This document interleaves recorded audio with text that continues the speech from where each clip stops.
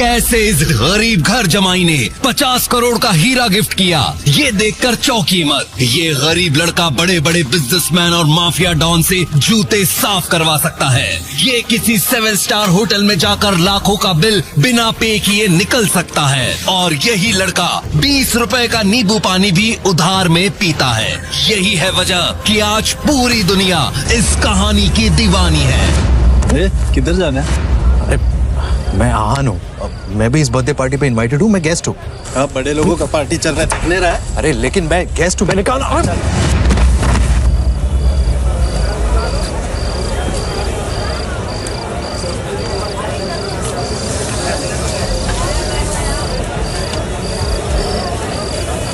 Guys, just look at this idiot. इसका कहना है कि सिंघानिया साहब की बर्थडे पार्टी में ये भी इनवाइटेड है। हाँ, शनाया, बेबी, घर चलते हैं। कब? बेबी?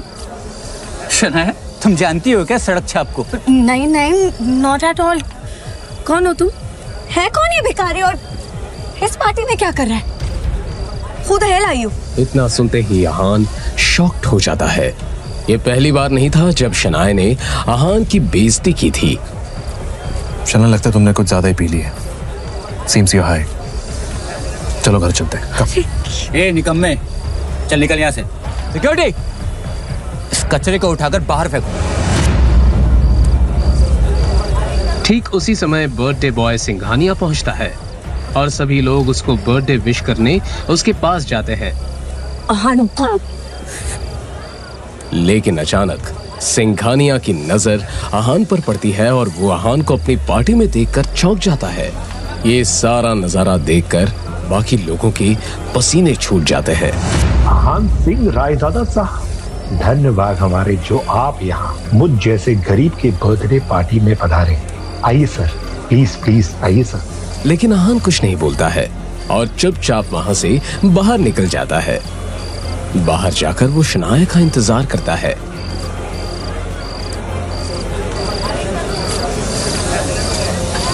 जब पार्टी खत्म होती है तो शनाया नशे में बाहर आती है।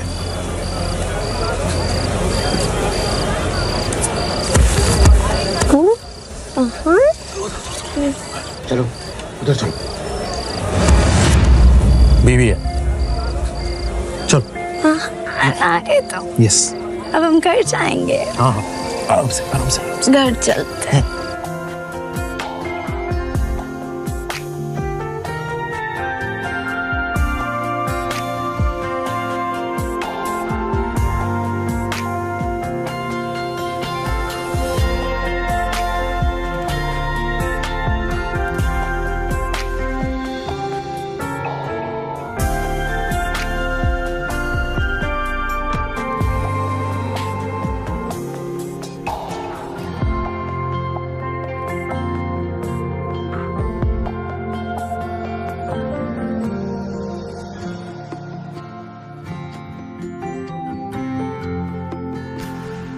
उसे लेकर आहान किसी तरह अपने ससुराल वाले घर तक पहुंचता है।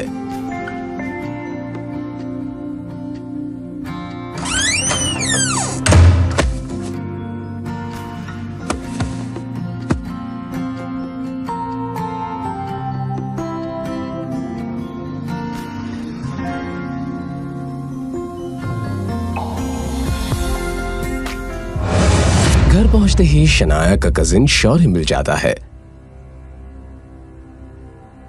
लीजिए, पेश हैं बीवी के टुकड़ों पर पलने वाले टुटपुंजिए। ऐसे नसीब लेकर ना कुछ कम ही लोग पैदा होते हैं। बीवी के टुकड़ों पर पलने वाले घर जमाई। इस शर्म से डूबकर मर क्यों नहीं जाते हो? आहान कुछ नहीं बोलता है। तभी शनाया की कजिन सिस्टर शगुन बोलती है, छोड़ो ना शौर्य, जिसकी ढेले पर की भी इज्जत नहीं उसके मुंह क्यों लग रहे हो?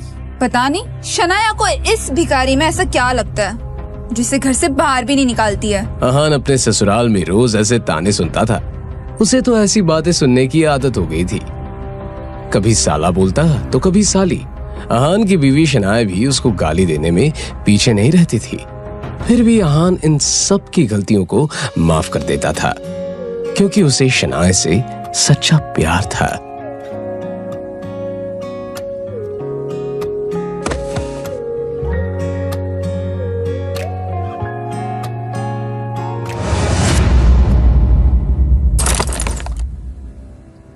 ये है तेरी असली औकात। अभी नहीं, प्लीज।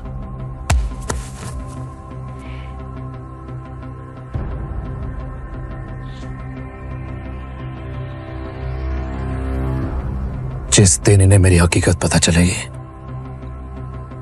उस दिन तो। और उसकी एक मजबूरी थी जिसके कारण उसे इस तरह की जिल्लत भरी जिंदगी जीनी पड़ रही थी।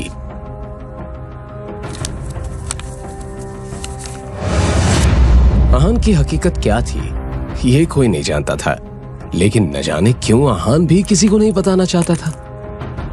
वैसे आहान इतना बेइज्जत होने के बावजूद भी सिर्फ शनाया की वजह से ही चुप रहता था।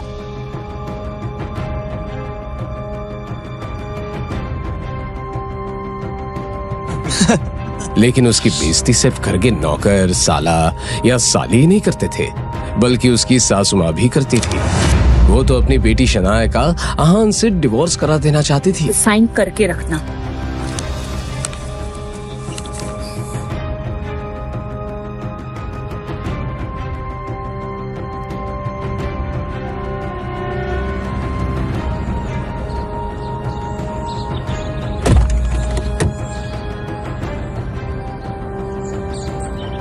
हम अभी किसी को मिलने अंदर जा रहे हैं और उन सबके सामने गलती से भी तुम्हें ये नहीं बोलना है कि तुम मेरे हस्बैंड हो। कोई तुमसे कुछ भी बोले तो उनको यही बताना कि तुम मेरे नौकर हो। ओके? मगर शनाया जी। क्या मगर शनाया जी? हाँ, तुम्हें पता भी है लोग अंदर बैठे हैं उनकी कितनी ऊंची पोजीशन है, कितने अमीर है वो लोग। अगर उन्हें पता चल गया ना कि तुम जैसा निकम्मा और नाकाबिल लड़का मेरा हस्बैंड है तो उनके सामने मेरा बहुत गलत इंप्रेशन पड़ेगा, बहुत बेइज्जती हो जाएगी मेरी। इसलिए प्लीज मैं जैसा बोल रही हूँ वैसा ही करना। ठीक है शनाइश। ये पहली बार नहीं था कि शनाया अपने गरीब पति आहान की बेइज्जती कर रही थी। शनाया और उसके घर वाले आहान को एक कुत्ते से भी बदतर समझते थे, लेकिन आहान किसी की बातों का बुरा नहीं मानता था, क्योंकि उसे अपनी बीवी शनाया से बेइंतहा प्यार था।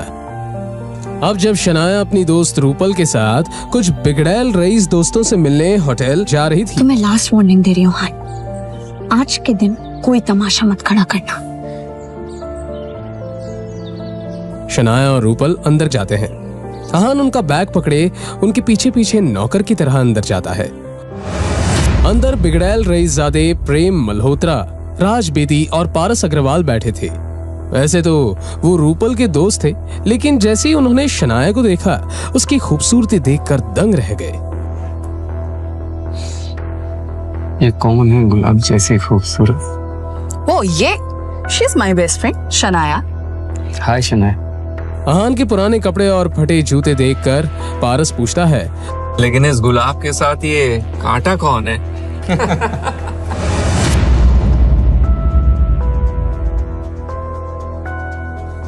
जी मैं आहान हूं। अरे हाँ, याद आया, शनाया गिल। तो इसका मतलब ये वही निकम्मा आहान है जिसे शनाया के पापा शेखर गिल ने शादी कराई है, राइट शनाया? अब जैसे ही प्रेम और पारस को पता चलता है कि ये गरीब इंसान इस खूबसूरत लड़की शनाया का पति है, तो शनाया से फ्लर्ट करने के अरमानों पर पानी फिर जाता है। अब वो तीनों मिलकर आहान की गरीबी का मजाक उड़ाने लगते हैं। आहान भैया, मैंने सुना आप किसी बैंक में काम करते हैं, तो बस यही जानना था कि आपको महीने की सैलरी कितनी मिलती है? अब हद हो गई थी। इस तरह किसी अनजान से पहली मुलाकात में इतना पर्सनल सवाल करना बहुत गलत बात थी। जी वैसे तो मुझे 12,000 मिल जाते हैं, और कभी कभार बोनस अगर मिलता है तो फिर 15,000 भी हो जाता है। 15,000? जी 15,000? 15? नहीं, अच्छा है। मतलब मेरे ज्वेलरी स्टोर के अकाउंटेंट से सैलरी आधी ही है, लेकिन आजकल के जमाने में तो इतना भी बहुत होता है, नहीं? पारस भाई, हाँ, अगर तुम्हारे स्टोर में किसी स्टाफ की जरूरत हो, क्यों ना हम आहान भैया को कंसीडर करें? हाँ। वैसे दिखने में समझदार लगते हैं, शिकायत का मौका नहीं देंगे। हाँ, क्यों नहीं। मतलब इन्हें मैं 20-25 हजार की सैलरी तो ऑफर कर ही सकता हूँ। आहान भैया, आप एक काम करिए, आप कल से ही ज्वाइन कर लीजिए।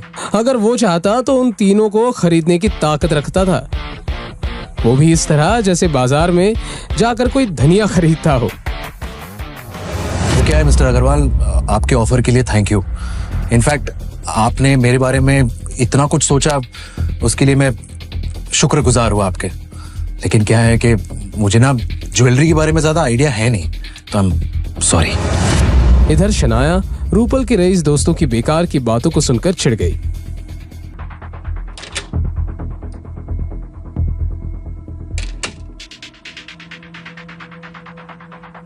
वॉशरूम को यूज करने के बाद जैसे ही वो बाहर निकली, बाहर आते ही उसने देखा कि दरवाजे के बाहर एक मोटा सा गंजा भद्दा सा अजीब सा आदमी खड़ा था।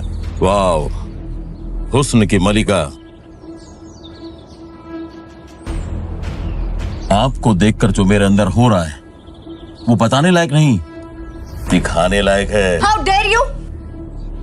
एक नंबर के घटिया और बदतमीज आदमी हो तुम। Very energetic. ये सब गंदी बातें ना जाके अपनी माँ और बहन के साथ करना। माँ बहन तो है ही नहीं, तो अब तुम ही मुझे सिखाओ। घटिया। अरे छोड़ो।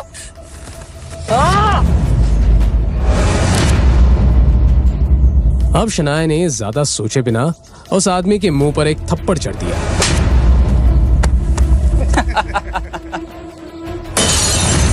शनाया ने बिना कुछ सोचे समझे घबराहट के मारे अपनी आंखें बंद कर दी, मगर वो बोतल शनाया तक नहीं पहुंची। इसलिए क्यूरियोसिटी के मारे शनाया ने अपनी आंखें खोली।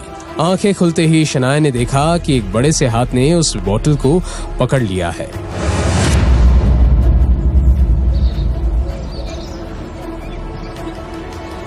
लगता है आपने कुछ ज्यादा ही पी लिया। अगर आप घर पे वन पीस में जाना चाहते हो भी जिंदा, मेरी बीवी से माफी मांगनी है। तो अब मैं बताता हूं कि किसे कितनी चढ़ी है।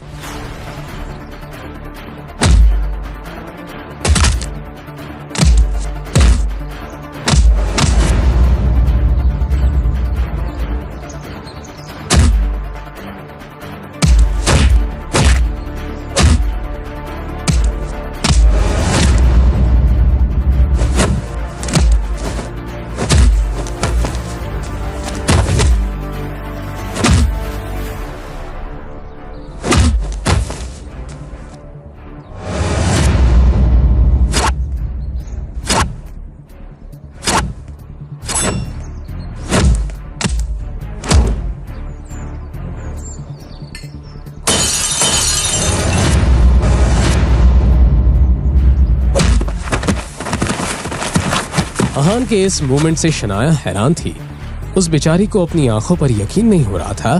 तभी रूपल का वो रईस ज़्यादा दोस्त प्रेम मल्होत्रा और राज बेदी वहाँ पर शोर सुनकर भागते हुए आए। क्या हुआ ये?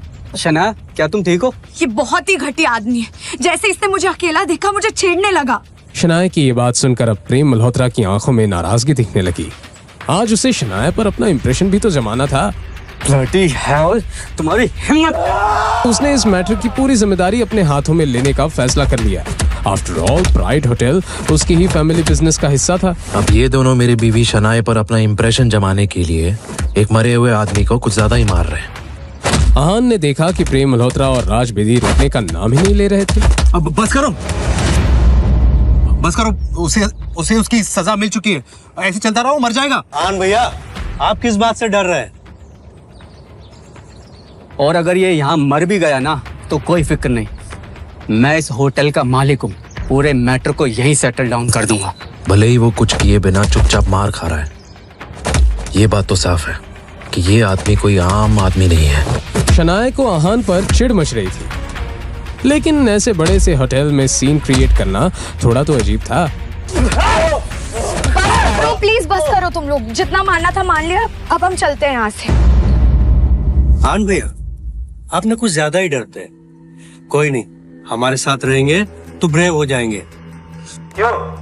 ये बात किसी ताने से कम नहीं थी, मगर ये सब समझने के बाद भी आहान ने कुछ नहीं कहा। जब प्रेम मल्होत्रा ने उन सब के साथ उस मोटे और गंजे आदमी को अंदर आते हुए देखा तो वो गुस्सा हो गया।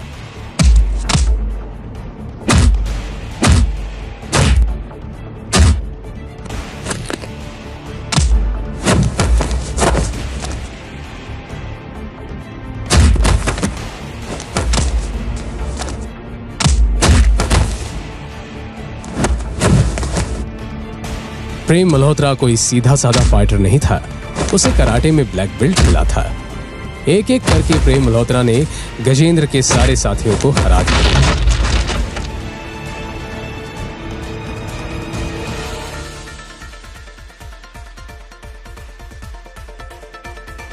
तुम सब गुंडे कहीं जाने के लायक नहीं।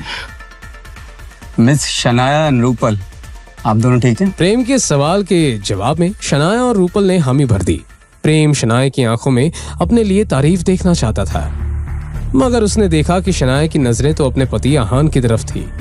वो आहान जो चुपचाप हाथों में आइस पैक लिए गुंडों की तरफ देख रहा था। वाह मेरे शेर, प्रेम मेरे भाई, तूने तो कमाल कर दिया यार। मुझे नहीं लगता कि अब ये सब हमको और तंग करेंगे, क्यों? एग्जैक्टली। वैसे इन नठल्लों का करना क्या है? किसी को बुला के इनको दफना दो। पारस बस अपनी बात को बड़ा चढ़ा के कह रहा था, वो सच में ऐसा कुछ करने की हिम्मत नहीं रख सकता था।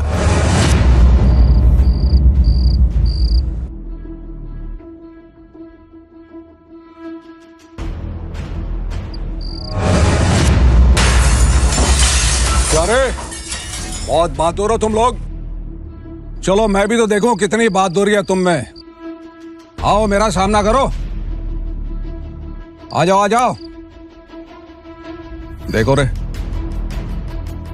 तो हाँ, मैं भी कहाँ डरता हूँ। तुम सामने तो आओ, तुम्हारा सामना भी जरूर करूंगा। बेटा इधर देख। मगर जब तक प्रेम मल्होत्रा ने अपनी ये बात कही, वो आगे कुछ बोल ही नहीं पाया। अपने सामने एक आदमी को देखते ही प्रेम मल्होत्रा की बोलती बंद ही हो गई, क्योंकि सामने जो आदमी खड़ा था वो कोई ऐरा खैरा गुंडा नहीं था। चेहरे पर जख्म का एक लंबा सा कट और हट्टा कट्टा बॉडी विकी भाई था। उसके पीछे 15 से 20 आदमी और थे। उन सब के बाइसेप्स को देखकर ये पता लगाना मुश्किल नहीं था कि वो सब के सब फाइटर्स थे। भाई हम तो बस मजाक कर रहे थे। अच्छा, मजाक कर रहे थे? हाँ भाई। लाइफ में मजाक तो होना चाहिए। क्यों रे, तुम लोग मजाक करते हो ना? तो अभी मैं तुम लोगों के साथ थोड़ा मजाक करूं। बात करके सेटल डाउन कर लेते हैं ना। हाँ हाँ भाई। चलो रे, मजाक करो। विकी भाई के गुंडों ने पारस और राज को मारना शुरू किया।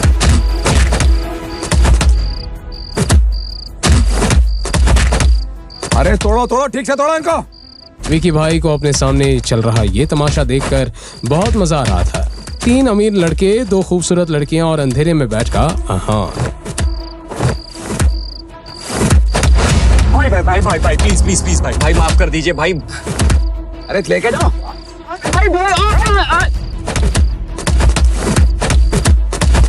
विकी भाई ने बाकी तीनों की तरफ ध्यान नहीं दिया और बस उन 3 रईसों के बिगड़ैल बेटों को तड़पते हुए देखने लगा। विकी भाई के उस गुंडे ने एक बड़ा सा लोहे का रॉड पकड़ा और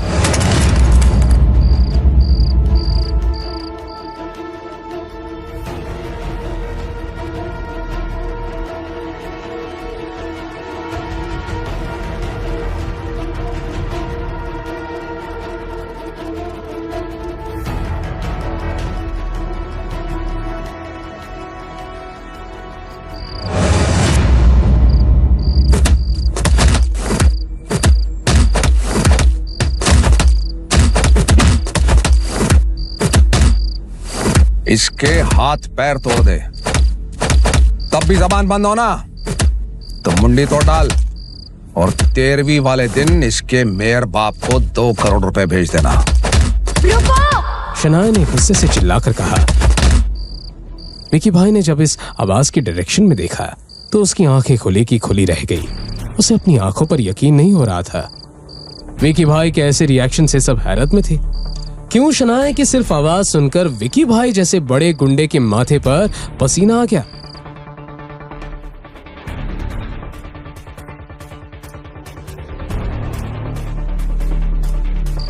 ये तो आहान रायजादा है। चलो चलो निकलो यहां से।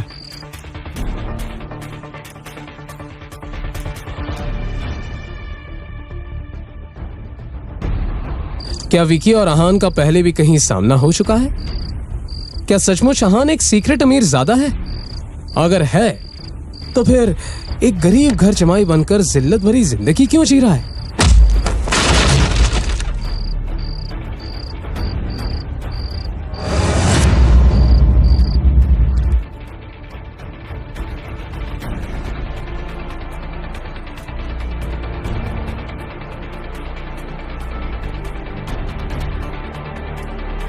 क्यों शनाया के पापा ने उसकी शादी आहान जैसे गरीब फटीचर से करवा दी?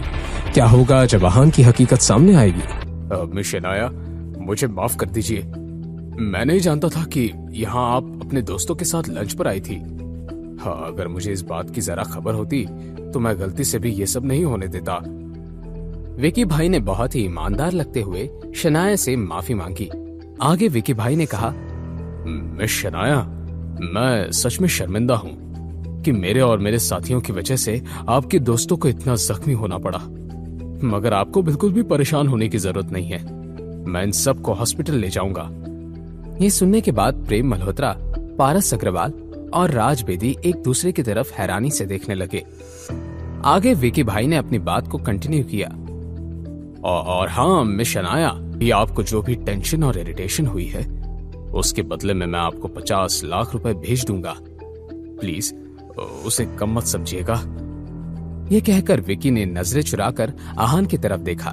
ये तुम क्या कह रहे हो? विकी भाई शनाया के इस सवाल के पीछे का मतलब समझ गया।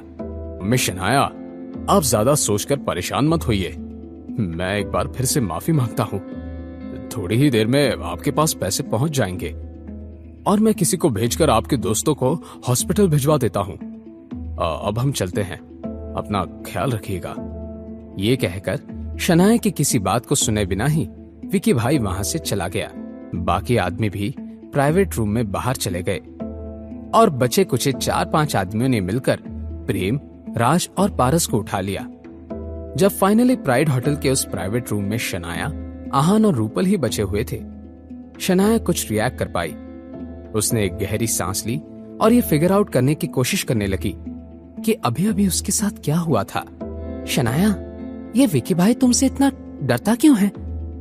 तुम्हें देखने के बाद तो उस विकी भाई के होश ही उड़ गए थे। रूपल, अगर मैं ये कहूँ कि इस सवाल का जवाब मेरे पास भी नहीं है, तो क्या तुम मुझ पर यकीन कर पाओगी? मैं तो खुद ही कंफ्यूज हूँ कि मुझे देखने के बाद उस खतरनाक गुंडे को सांप क्यों सूंघ गया। तुम माफिया वालों को कैसे जानती हो शनाया? मुझे शुरुआत से इस विकी भाई के बारे में सब कुछ बताओ। यह क्या चैप्टर है? शनाया ने रूपल को प्लाजा बार में हुई हर एक बात बता दी। बहुत सोचने के बाद भी रूपल को इन दोनों बातों में कोई भी कनेक्शन नजर नहीं आ रहा था। रूपल ने एक नजर आहान की तरफ देखा और आंखों में अजीब तरह का डाउट लेकर उसने कहा, सुनो आहान, क्या तुम विकी भाई को जानते हो? तुम कहीं मजाक कर रही हो? मैं एक आम इंसान हूँ, मेरा किसी गुंडे से क्या लेना देना हो सकता है?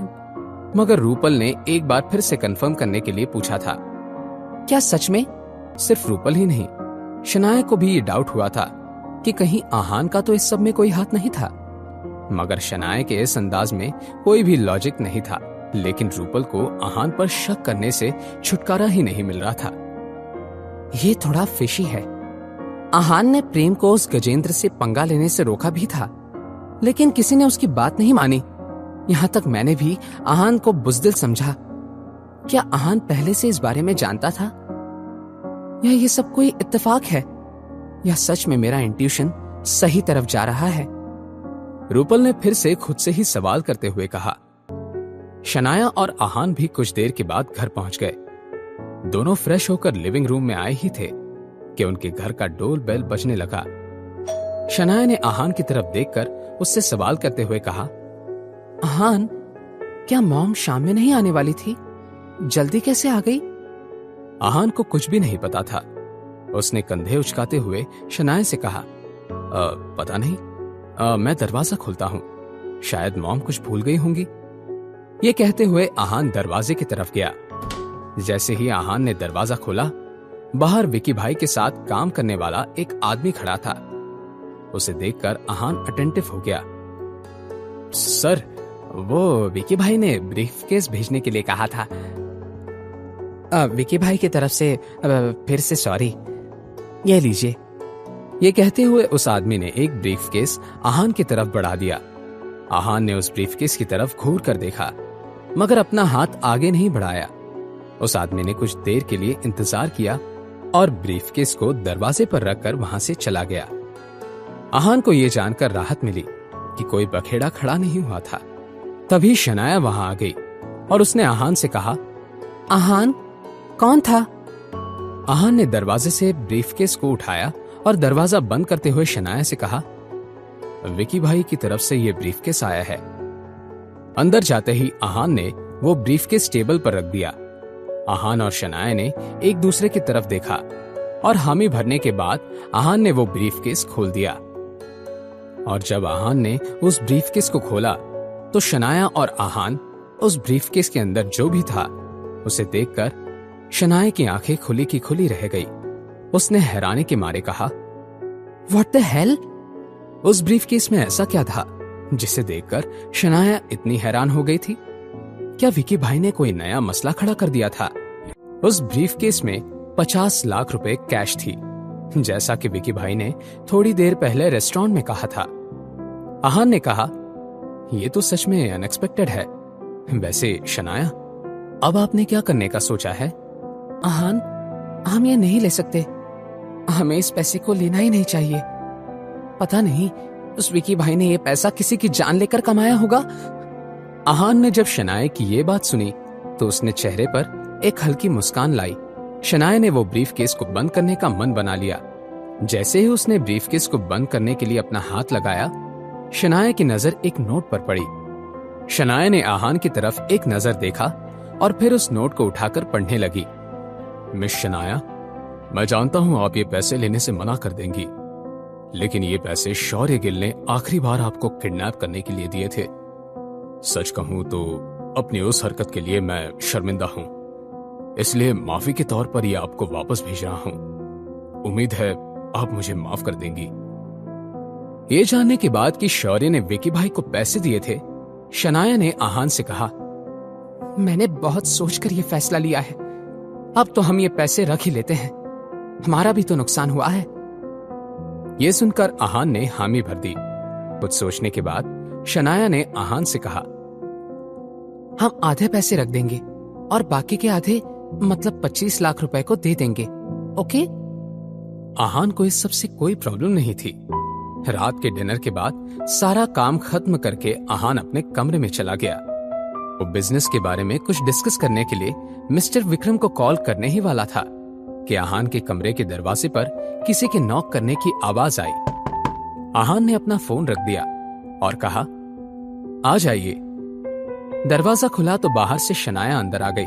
वो विकी भाई ने जो पैसे दिए हैं उनका क्या करना है? हमारे पास 25 लाख रुपए हैं, क्या किया जाए?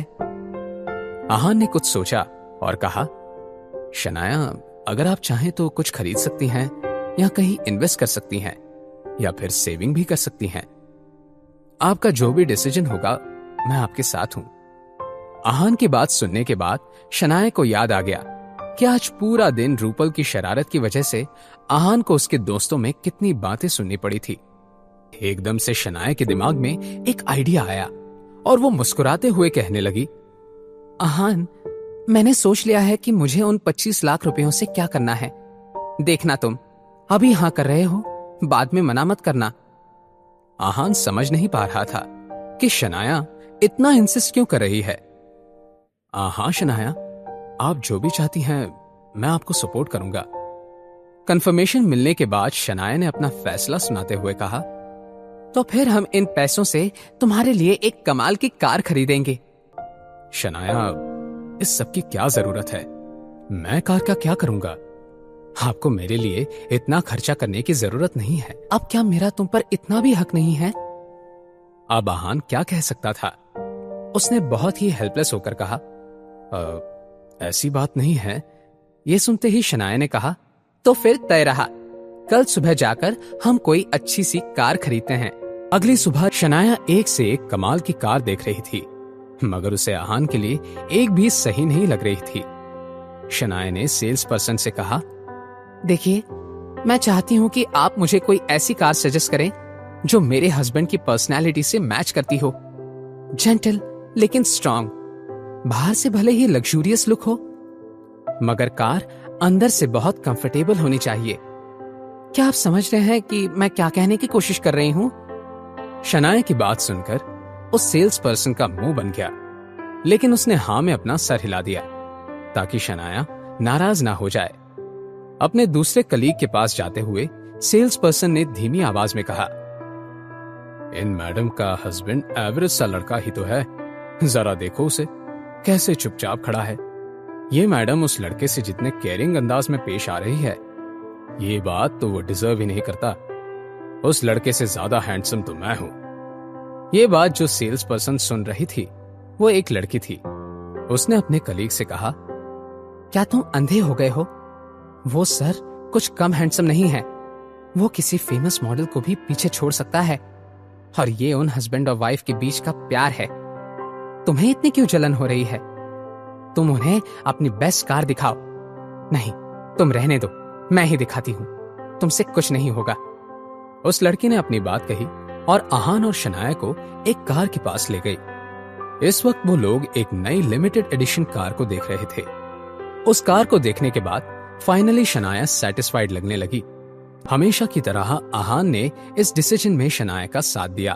थोड़ी ही देर बाद आहान और शनाया अपनी नई कार में बैठे हुए थे। शनाया ने आहान से कुछ कहा, तो चलें? शनाया बहुत एक्साइटेड थी। आहान ने हामी भर दी और कार शुरू की। दोनों के लिए भी ये राइड बहुत ही यादगार होने वाली थी। शनाया के मोबाइल पर एक नोटिफिकेशन आया और मैसेज खुलने के बाद शनाया हंसने लगी। उसने आहान से कहा, मैंने कार का फोटो रूपल को सेंड किया था। वो कह रही थी, नए बेबी के लिए कॉन्ग्रेचुलेशंस। ये सुनकर आहान भी स्माइल करने लगा। अचानक से शनाया ने आहान से सवाल करते हुए कहा, आहान, तुम्हें बेबी गर्ल चाहिए या बेबी बॉय? ये सुनकर आहान ने शनाया की तरफ देखा और एक स्माइल के साथ उससे कहा, अगर ये बेबी आपका है तो मुझे कोई फर्क नहीं पड़ता कि ये लड़की है या लड़का, मुझे पसंद है। शनाया ने कुछ सोचा और मन ही मन में बोली, क्या आहान जानता है कि वो कितने अच्छे से फ्लर्ट कर लेता है? ओह गॉड। शनाया ने अपना मन पक्का कर लिया। उसने फिर कार ड्राइव कर रहे आहान से सवाल करते हुए कहा, तो फिर क्यों ना हम दोनों। मगर इससे पहले कि शनाया अपनी बात पूरी कर पाती, एक जोर की आवाज आई। आहान ने तुरंत कार का ब्रेक लगा दिया।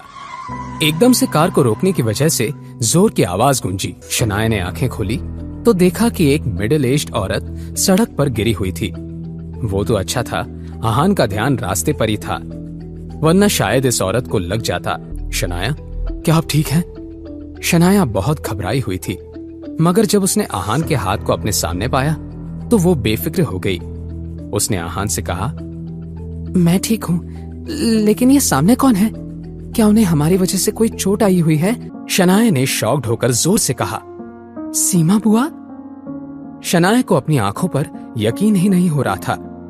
सीमा बुआ जी का नाम सुनकर उनकी आंखें भी शार्प हो गई। आहान को सीमा बुआ जी खास पसंद नहीं थी, क्योंकि उनकी उसी हरकत की वजह से शनाया बहुत परेशान हो गई थी। वो सिर्फ पैसे और ज्वेलरी ही नहीं, शनाया के इंपॉर्टेंट डॉक्यूमेंट्स जैसे कि पासपोर्ट और एटीएम कार्ड भी ले गई थी।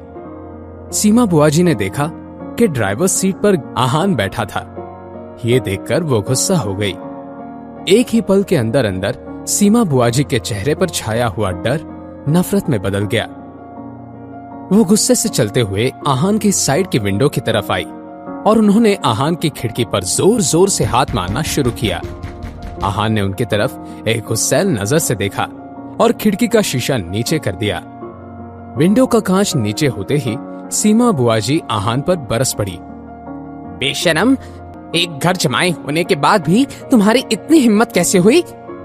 अभी अगर मेरी जान चली जाती तो क्या तुम जिम्मेदारी लेते? सीमा बुआ जी ने आहान को खरी खोटी सुनाते हुए कहा। आहान को वैसे भी इस ड्रामे से कोई फर्क नहीं पड़ रहा था, मगर शनाया ने आहान की तरफदारी करते हुए कहा, सीमा बुआ जी, आप पहले हमारे कार के सामने आकर रुकी थी, और हाँ, वो भी जानबूझकर। अब अपनी भतीजी की ऐसी बातें सुनने के बाद सीमा बुआ जी के तेवर ही बदल गए। वो गुस्से से शनाया को घूरने लगी और सीमा बुआ जी ने शनाया से कहा, ना समझ लड़की, तुम ये कैसी बातें कर रही हो? क्या मतलब है कि मैं जानबूझकर बीच में आई थी? मैं तो रास्ते से साइड से आराम से चल रही थी। ये बात तो साफ है कि तुम्हारे इस पति ने मेरी जान लेने की कोशिश की है। सीमा बुआ जी ने अपनी ये बात बहुत ही कॉन्फिडेंस के साथ कही थी। अपने दोनों हाथों को कमर पर रखकर वो ऐसे लग रही थी मानो आज वो झगड़ा करने की तैयारी से आई थी। आहान ये सारा नाटक देखने के मूड में नहीं था और सीमा बुआ जी की बात सुनने के बाद वो और भी ज्यादा इरिटेट हो गया। उसने धीमे आवाज में बड़बड़ाते हुए कहा, आपके साथ तो ऐसा ही होना चाहिए। आहान ने तो बस खुद से ही कहा था, लेकिन फिर भी सीमा बुआ जी ने ये बात सुन ली और चिढ़कर आहान से कहा, तुमने क्या कहा? तुम तो कुछ ज्यादा से सर पर चढ़ गए हो। मैं बता रही हूं कि अगर तुमने मेरे साथ बदतमीजी करने की कोशिश की तो अच्छा नहीं होगा। जब शनाया ने आहान के अगेंस्ट ऐसी बात सुनी तो वो गुस्सा हो गई। शनाया अपनी सीमा बुआ जी से कुछ कहने ही वाली थी, लेकिन आहान ने उसका हाथ पकड़कर उसे शांत करने का इशारा कर दिया। तभी आहान, शनाया और कार के बाहर खड़ी सीमा बुआ जी ने एक आवाज सुनी, माँ क्या आप ठीक हैं? कहीं किसी ने आपको तंग तो नहीं किया? रतन, मेरे बच्चे, अच्छा हुआ कि तुम आ गए।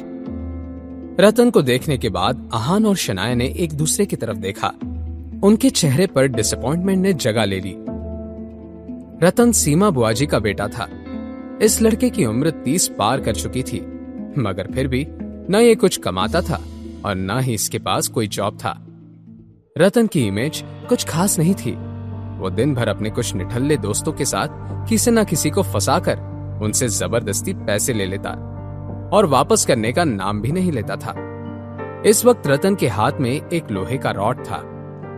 अपने दूसरे हाथ पर उस रॉड को मारते हुए रतन ने आहान को घूर कर देखा और अपनी माँ से सवाल करते हुए कहा, क्या ये शेखर मामा जी और यामिनी मामी का घर जमाई है? हाँ रतन, पता है तुम्हारे आने से पहले इस आहान के बच्चे ने तो कह रहा था कि मैंने ये सब जानबूझकर किया था। वो तो अच्छा हुआ कि तुम आ गए, वरना मुझे डर है कि ये लड़का तो आज मेरी जान ही ले लेता। तुम्हारे किस हाथ ने मेरे माँ को चोट पहुंचाने की कोशिश की है? आहान को रतन के इस खतरनाक अंदाज से कोई फर्क नहीं पड़ता था, लेकिन शनाया ने रतन को जवाब देते हुए कहा, रतन, आहान ने सीमा बुआ जी को कोई चोट नहीं पहुंचाई है और इसमें हमारी नहीं, सीमा बुआ जी की गलती है। इस पॉइंट पर शनाया को भी थोड़ा गुस्सा आ गया था, लेकिन रतन को शनाया के गुस्से से क्या डर लग सकता था। उसने शनाया का मुंह बंद करते हुए कहा, तुम अपना मुंह बंद करो। तुमने किसे धोखेबाज कहा? आहान के सवाल के जवाब में सीमा बुआ जी ने कहा, क्या मेरे बेटे रतन ने कुछ गलत कहा है? यह लड़की धोखेबाज नहीं है तो और क्या है? उसने अपनी बुआ जी और भाई का साथ देने की बजाय तुम्हारे जैसे कचरे के डब्बे का साथ देना सही समझा। हम दोनों उसके खून के रिश्तेदार, हमारे सामने तुम जैसे 2 कौड़ी के इंसान को चुना शनाया ने। वो पति है मेरा, अपना मुंह संभाल कर बात कीजिए। और आप मेरे रिश्तेदार कब से हो गए? खून के रिश्ते से अगर दुनिया चलने लगती तो आप जैसे लोगों को अपने ही परिवार में चोरी करने की जरूरत ना पड़ती। क्या शनाया के इस ताने से ये बहस बिगड़ने वाली थी? सीमा बुआ जी अब आगे क्या करने वाली हैं? आहान इस सब से शनाया को कैसे बाहर निकालेगा? क्या होगा रतन और आहान के बीच झगड़ा? इस पॉइंट पर शनाया अपनी नई कार से नीचे उतरकर सीमा बुआ जी के सामने आकर खड़ी हो गई। शनाया की बात सुनने के बाद सीमा बुआ जी का चेहरा जम गया। उन्होंने शनाया से कहा, शनाया, ऐसे तुम कैसे कह सकती हो? क्या तुम्हारा ये पति तुम्हें बड़ों के मुंह लगना सिखा रहा है? शनाया, इससे पहले कि तुम अपने सारे संस्कार और परवरिश छोड़ दो, अपने इस नकारे पति को ही छोड़ दो। संस्कार तो चोरी करने में भी नहीं नजर आते। अब सीमा बुआ जी का गुस्सा 7वें आसमान पर पहुंच गया था। उन्होंने अपने बेटे रतन की तरफ देखकर कहा, रतन, लगता है कि यामिनी भाभी ने अपने बेटी को कुछ भी नहीं सिखाया है, लेकिन कोई बात नहीं। अगर उसकी माँ ने कुछ नहीं किया तो उसकी बुआ जी उसे अच्छा बर्ताव सिखाएगी। रतन बेटा, जाओ और इस नालायक लड़की को मेरी तरफ से 2-3 थप्पड़ लगा दो। अपनी माँ की बात मानते हुए रतन शनाया की तरफ बढ़ने लगा। उसने अपना दाहिना हाथ हवा में उठाया। रतन शनाया को थप्पड़ मारने वाला था कि शनाया ने डर के मारे अपनी आंखें बंद कर ली। अगले ही पल एक जोर की आवाज आई। यह थप्पड़ रतन को पड़ा था। शनाया ने जब सामने खड़े रतन को देखा तो वो हैरान रह गई। हट्टा कट्टा रतन इस वक्त अपना दंदना रहा कान पकड़कर खड़ा था और उसका गाल लाल हो गया था। यह देखकर शनाया को अपने आंखों पर यकीन नहीं हो रहा था। सीमा बुआजी भागकर रतन के पास गई और उसे कंफर्ट करने लगी। सीमा बुआजी ने फिर आहान को घूर कर देखा और उससे कहा, आहान, तुमने मेरे बेटे को हाथ लगाने की हिम्मत कैसे की? मगर इससे पहले कि आहान या शनाया कुछ कह पाते, रतन ने अपने कान से हाथ हटाया और अपने दूसरे हाथ में पकड़े हुए रॉड को ऊपर उठा लिया। रतन की आंखें गुस्से से लाल हो गई थी। ये बड़े बड़े कदमों के साथ आहान की तरफ बढ़ गया। इतना जोर का वार होने के बावजूद भी आहान एक ही हाथ से उस लोहे के रॉड को पकड़ने में सक्षम हुआ। आहान ने थोड़ी सी ताकत का इस्तेमाल किया और रतन के हाथ से उस लोहे के रॉड को छीन लिया। वो लोहे का रॉड आहान के हाथ में जाते ही ताकतवर रतन का कॉन्फिडेंस मिट्टी में मिल गया। अब रतन पूरी तरह से आहान के कंट्रोल में था। शनाया खुद ऐसा महसूस कर रही थी जैसे किसी एक्शन फिल्म का फाइटिंग सीक्वेंस देख रही हो। दूसरी तरफ जमीन पर लेटे हुए रतन को ऐसा महसूस हो रहा था जैसे उसकी रीढ़ की हड्डियां एक एक करके अपने आप टूट रही थी।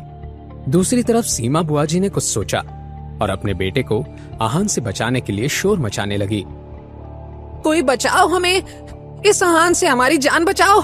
लोग सीमा बुआजी की आवाज सुनकर वहां जमा हो गए और उनके लिए बहुत बुरा भी महसूस करने लगे। उन लोगों को देखने के बाद सीमा बुआजी की ओर भी ज्यादा जोर आ गया। उन्होंने सभी लोगों से कहा, इस लड़के ने 2 साल पहले हमसे 50,000 रुपए लिए और वापस करने का कहकर रफू चक्कर हो गया। तब से मैं और मेरा बेटा दर दर की ठोकरें खा रहे हैं। सीमा बुआजी की एक्टिंग टॉप क्लास की थी। हर किसी को उन पर यकीन हो गया। सभी आहान की तरफ देखकर उसे भला बुरा कह रहे थे। शनाया अब नर्वस हो गई और उसने कहा, देखिए, ये कुछ भी कहे जा रही है, ऐसा कुछ नहीं हुआ था। सब जाकर अपना काम करिए, यहाँ पर वक्त बर्बाद करने में कोई मतलब नहीं है। मगर इस पॉइंट पर शनाया की बात कौन मानने वाला था? कोई इतना पत्थर दिल कैसे हो सकता है? एक तो पैसे ले लिए और वापस करने के बजाय मारपीट कर रहा है। इन्हें देखकर कोई कह सकता है क्या कि ऐसी घटिया हरकतें करते होंगे? मेहनत से कमाने का छोड़कर ये लोग तो खुली चोरी कर रहे हैं। लोगों की ऐसी बातें सुनकर शनाया की आंखें नम हो गई। अपनी सफाई पेश करते हुए उसने सबसे कहा, ऐसा कुछ भी नहीं है, आप सब मेरी बात तो सुनिए। लेकिन शनाया की बात सुनने के लिए कोई भी तैयार नहीं था। हर कोई बस आहान और शनाया को कोस रहा था। तभी आहान ने सीमा बुआजी की आंखों में आंखें डालकर देखा और उनसे सवाल करते हुए कहा, तो आप कह रही हैं कि आपने 2 साल पहले मुझे 50,000 रुपए उधार दिए थे, तो फिर क्या आपके पास कोई लिखी हुई पर्ची या बैंक ट्रांजैक्शन का रिकॉर्ड है जिस पर हम दोनों के साइंस या फिर ऐसा कुछ हो जो साबित कर सके कि आपने मुझे पैसे उधार दिए थे? आहान ने बहुत ही शांत अंदाज में अपना सवाल किया था, मगर इस सवाल को सुनकर सीमा बुआजी के चेहरे का रंग उड़ गया। उन्होंने फिर अपना दिमाग तेजी से भगाया और बहाना बनाते हुए कहा, क्यों नहीं होगा, मेरे पास सबूत है, लेकिन मैं नहीं जानती थी कि तुम मुझे बीच सड़क में मिल जाओगे। इतने जरूरी कागजात मैं लेकर नहीं घूमती। ये बहुत ही अच्छा बचाव था, मगर आहान के अगले सवाल के बाद सीमा बुआजी दंग रह गई। आहान ने उनसे सवाल करते हुए कहा, ठीक है, कोई बात नहीं, अभी अभी आपने कहा कि मैं आपको और आपके बेटे को मारना चाहता हूं, क्या कोई सबूत है? आहान ये सारे सवाल करके क्या साबित करना चाहता था? शनाया खुद भी कंफ्यूज हो गई, लेकिन सीमा बुआजी आखिर तक इस खेल को खत्म नहीं करना चाहती थी, इसलिए उन्होंने हामी भरते हुए कहा, हाँ, मैंने सच कहा है, मेरा बेटा जमीन पर लेटा दर्द के मारे रो रहा है और कुछ लोगों ने देखा ही होगा कि मेरे रास्ते में होने के बावजूद तुमने अपनी कार नहीं रोकी, उल्टा मेरी जान लेने के इरादे से तेजी से आगे बढ़ गए। हाँ, ऐसा ही हुआ था, मैंने देखा था। मैंने भी देखा, कोई ऐसा करने के बाद मुकर कैसे सकता है? मेरा तो कहना है कि हमें पुलिस को बुला ही लेना चाहिए। ताकि ऐसे जानवरों जैसे लोगों को उनके गुनाहों की सजा मिल सके। ये सुनकर एक बार फिर से भीड़ में हल्ला मचने लगा। शनाया फिर से पैनिक करने लगी। पुलिस का नाम सुनकर शनाया घबरा गई थी। भले ही उसने और आहान ने कुछ भी गलत नहीं किया था, लेकिन यहाँ हर कोई सीमा बुआ जी के सपोर्ट में ही बात कर रहा था, इसलिए शनाया डरने लगी थी। तभी आहान ने जोर से कहा, हाँ प्लीज कोई पुलिस को कॉल कर ही दो, मुझे भी एफआईआर लिखवानी है। आहान की कही ये बात सुनकर भीड़ में खड़े सभी लोग दंग रह गए। ये लड़का क्या कह रहा है? कहीं अपने पैसे के जोर पर इस बेचारी औरत को जेल की हवा खाने को तो नहीं भेजेगा? आजकल के जमाने में तो पैसे के दम पर कुछ भी किया जा सकता है। लोगों में इंसानियत नाम की कोई चीज ही नहीं रही। उस औरत की वो बात सुनने के बाद सीमा बुआ जी का चेहरा देखकर सबको तरस आने लगा। सीमा बुआ जी तो खुद हैरान थी। कुछ न कुछ गड़बड़ तो जरूर है, वरना ये लड़का इतना बेवकूफ नहीं लगता कि कुछ सोचे समझे बिना ही हवा में तीर चलाए। भीड़ में तरह तरह के अंदाज लगाना अभी भी खत्म नहीं हुआ था। सुनो लड़के, अब बात साफ साफ कहो, ये चोरी करके सीना चोरी करना सही नहीं है। तुम भी एफआईआर लिखवाना चाहते हो, इसका क्या मतलब है? मैं अपनी बात एक ही बार कहूंगा। ये मैडम जो इस बात का दावा कर रही हैं कि मैंने इन्हें मारने की कोशिश की है, झूठ कह रही हैं। और ये बात साबित करने के लिए मेरे पास सबूत है। मेरी कार में रिकॉर्डर है और ऑडियो और वीडियो के साथ सब कुछ रिकॉर्ड कर लेता है। कार रिकॉर्डर का नाम सुनकर सीमा बुआ जी के चेहरे का रंग ही बदल गया। भीड़ में से हर कोई अब सीमा बुआ जी की तरफ शक भरी नजर से देख रहा था। मैं बेगुनाह हूं, ये बात मैं साबित कर सकता हूं, और ये मैडम मुझे और मेरी बीवी को बिना वजह परेशान कर रही हैं। ना ही सिर्फ इन्होंने मेरा वक्त बर्बाद किया, पर मेरी बदनामी करने की भी कोशिश की है। इसलिए मैं इनके खिलाफ शिकायत दर्ज करना चाहता हूं। आहा ने फिर सीमा बुआ जी की तरफ अपने कदम बढ़ा दिए और उनसे सवाल करते हुए कहा, आपका कहना है कि मैंने आपसे 50,000 रुपए उधार लिए थे और मैं पैसे वापस लौटाए बिना फरार हो गया ना? अगर ये सच है तो पुलिस को बुला ही लेते हैं, वही पता कर लेंगे कि कौन किससे पैसे चुरा कर भागा है। वो क्या है ना कि अभी मुझे थोड़ा घर पर काम है, मैं अभी निकलती हूँ। ये कहकर सीमा बुआ जी रतन के पास गई, उसे सहारा देकर खड़ा होने में मदद की। रतन जल्दी खड़े हो जा, अब हमें यहाँ से निकलना होगा, वरना मुझे डर है कि भीड़ में खड़े ये सारे लोग हमारी भी पिटाई ना लगा दें। एक बार की जिल्लत तो चल जाएगी, मगर अगर ये बात पुलिस तक पहुंच गई तो बात कुछ ज्यादा ही बिगड़ जाएगी। उठो, जल्दी करो। अगले ही पल दोनों माँ बेटे ऐसे भागने लगे, सभी लोग अपनी नजर चुराकर अपने अपने रास्ते चले गए। आखिरकार ये सारा मामला आहान ने खत्म कर दिया था। पीछे पलटते ही आहान की नजरें शनाया से मिली। आहान ने देखा कि शनाया हैरान नजरों से आहान की तरफ देख रही थी, और वो आहान को ऐसे देख रही थी जैसे इस कॉन्फिडेंट और चार्मिंग लड़के को पहली बार देख रही थी। शनाया के ऐसे एक्सप्रेशंस को देखकर आहान मुस्कुराने लगा। उसने अपने एब्सेंट माइंडेड बीवी का हाथ पकड़ा और उसे अपने साथ कार की तरफ ले गया। शनाया को कार में बिठाने के बाद आहान भी ड्राइवर सीट पर जाकर बैठ गया।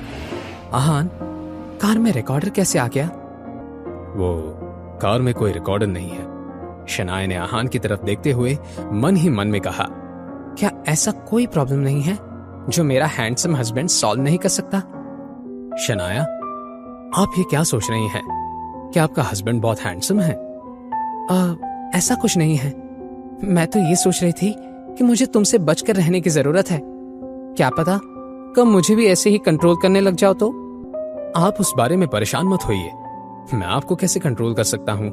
मैं तो खुद ही आपके कंट्रोल में हूं। दूसरी तरफ भीड़ और शनाया और आहान से भागने के बाद सीमा बुआजी और रतन एक बस स्टॉप पर आकर बैठ गए। आहान हाथापाई करने में इतना एक्सपर्ट कैसे हो गया? उसे देखकर तो ऐसा लगता है कि यामिनी भाभी उसे खाना भी नहीं देती होंगी।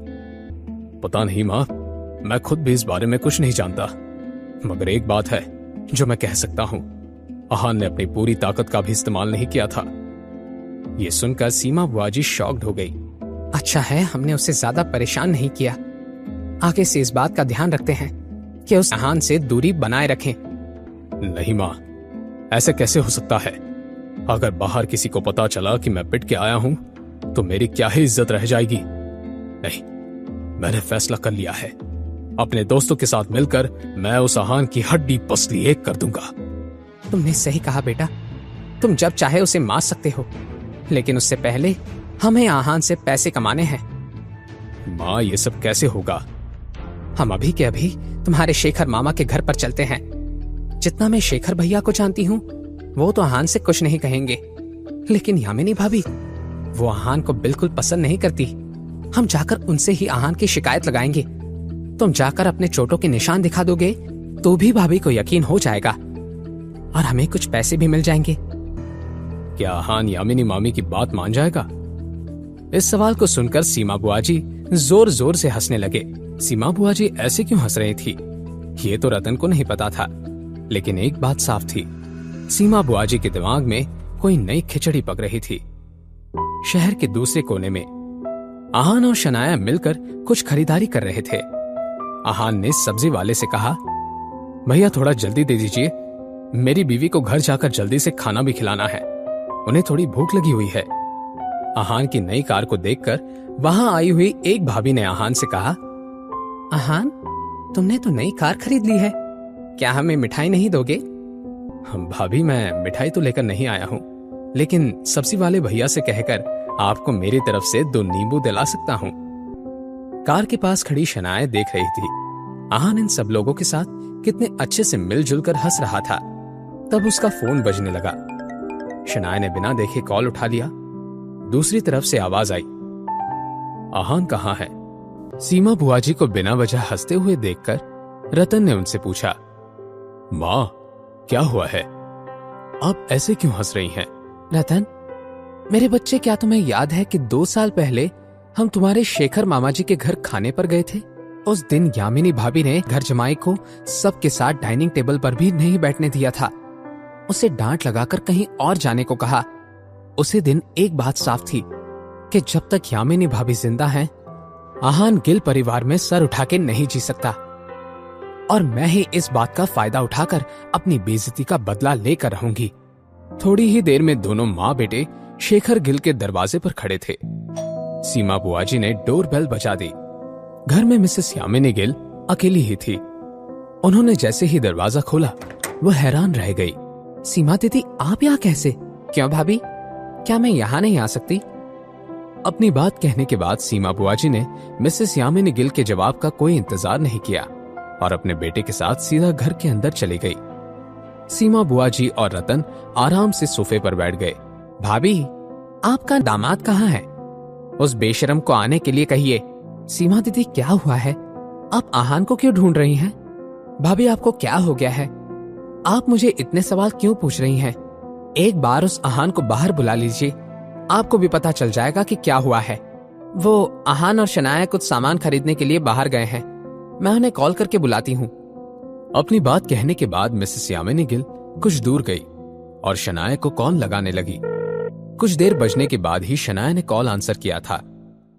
आहान कहाँ है? क्या हुआ है मॉम? शनाया, बातें बंद करो और ज्यादा सवाल मत करो।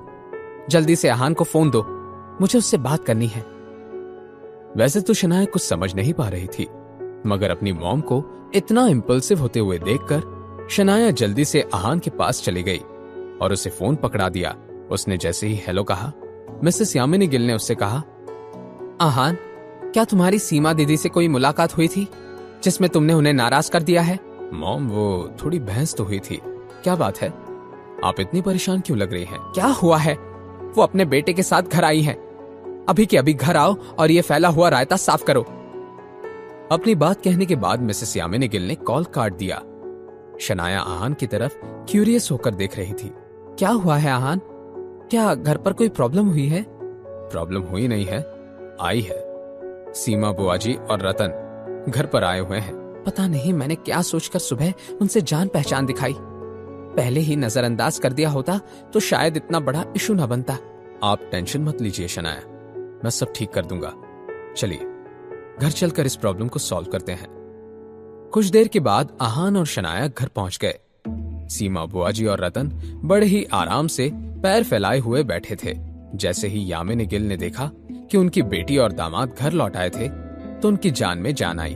अब बताइए सीमा दीदी, अहान ने आपको कैसे परेशान किया है? मॉम, आपको सीमा बुआ जी की किसी भी बात पर यकीन करने की कोई जरूरत नहीं है। ये बहुत बड़ी झूठी है। एक तो शुरुआत इन्होंने ही की थी। सीमा बुआ जी खुद हमारी कार के सामने आई थी। गलती इन्हीं की थी, और बजाय इसके कि सीमा बुआ जी अपनी गलती मानती, इन्होंने सड़क के बीचों बीच तमाशा शुरू कर दिया। ये तुम क्या कह रही हो? क्या मैं जानबूझकर अपनी ही जान को खतरे में डाल सकती हूँ क्या? मुझे थोड़ा चक्कर आ गया था, इसलिए मैं गिर गई। आहान, इसने जानबूझकर मुझ पर अपनी कार चढ़ाने की कोशिश की। क्या? आहान ने आप पर कार चढ़ाने की कोशिश की? मिसेस यामिनी गिल को यह मामला बिल्कुल भी समझ नहीं आ रहा था। उन्होंने आहान और सीमा बुआ जी की तरफ बारी बारी से देखते हुए मन में कहा, सीमा दीदी ये क्या कह रही हैं? आहान के पास कौन सी कार है? वो तो अपनी फटीचर सी सस्ती बाइक चलाता है, और आहान इतना बेवकूफ नहीं है कि किसी की जान लेने की कोशिश करेगा। हे भगवान, मेरी तो समझ में नहीं आ रहा है ये क्या हो रहा है। और नहीं तो क्या भाभी, क्या आपको लगता है कि मैं झूठ बोल रही हूँ? लगता है कि आपका ये घर जमाई बहुत कमाने लगा है। नहीं नहीं, वो कैसे पैसे कमा सकता है? शायद भाभी आपने ही ज्यादा पैसे दे रखे हैं। अब मिसेस यामिनी गिल को भी गुस्सा आना शुरू हो गया। अब शनाया नर्वस होने लगी।